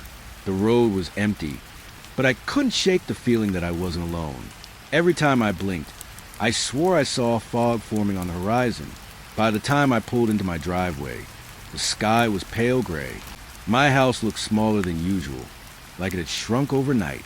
When I stepped inside, the air was cold, too cold. I checked the thermostat. 72, normal. Still, I could see my breath. I tried to distract myself, made coffee, turned on the TV, scrolled on my phone, but nothing felt real. The walls seemed closer, the corners darker. Every sound felt amplified. When the kettle whistled, I jumped like someone had fired a gun. That's when I saw it. On my kitchen table, right beside my mug, sat something that hadn't been there before. A folded slip of paper. My handwriting. 3 words scrawled across it in blue ink. The road ends. I dropped it like it burned. I told myself I was hallucinating.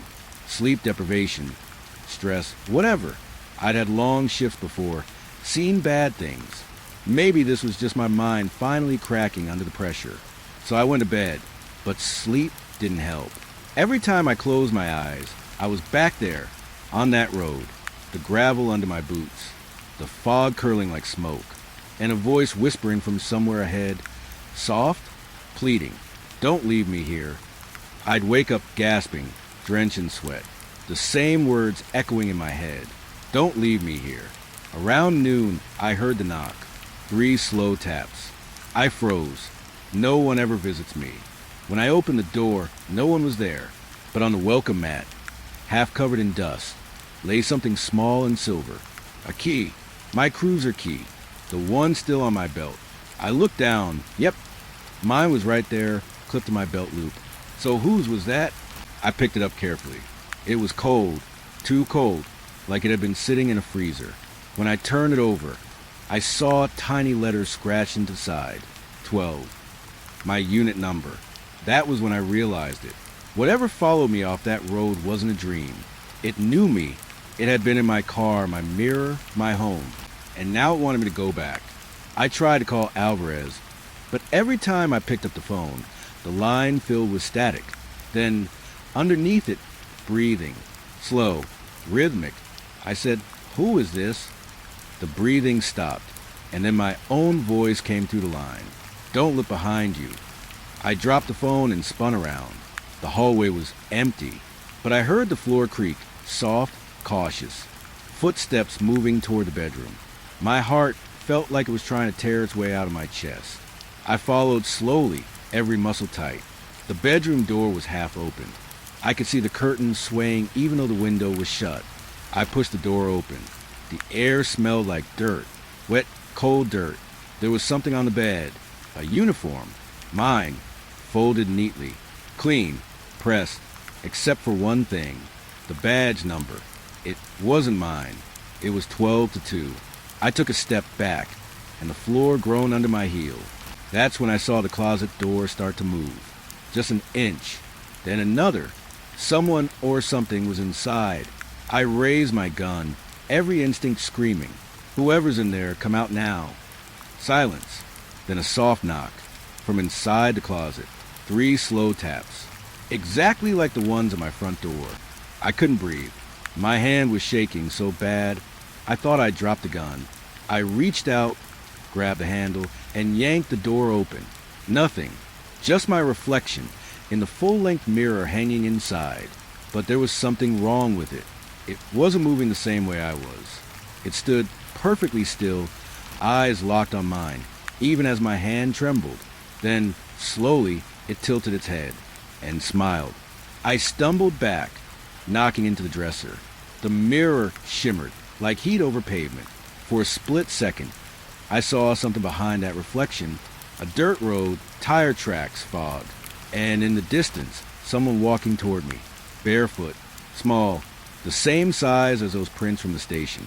When I blinked, it was gone. The mirror showed only me again. But now there were handprints on the glass, smaller than mine, pressed from the other side. I covered it with a sheet that night. Didn't matter. I could still hear the knocks. 3, every hour. By the next morning, I couldn't take it anymore. I drove back to the station, told Alvarez I wanted to file a report. He looked at me strangely and said, "About what?" "The road," I said. "County 12. His face went blank. "That road's been gone since '96. He pulled up the records on his computer. The screen showed a file. County Road 12, decommissioned, landslide, fatal accident, Unit 12. I felt my mouth go dry. "Ooh," I whispered. He scrolled down. "Officer Daniel Hale, Unit 12, deceased." "That's me. Same badge number, same unit, same everything." I didn't say anything. I just backed out his office. He must have thought I was in shock, but I wasn't. I was remembering. The road, the fog, the voice whispering you're late. And suddenly, I wasn't sure if I ever left that place. That night, I sat in the cruiser again. The seat felt warm, like someone had been sitting there just before me. When I looked out the windshield, the world outside seemed thinner, like if I drove far enough, I'd find that road again. Part of me wanted to go back, to finish whatever I started. But I can't, because every time I try to leave the station now, the roads all loop back. Different streets, same turns, same signs.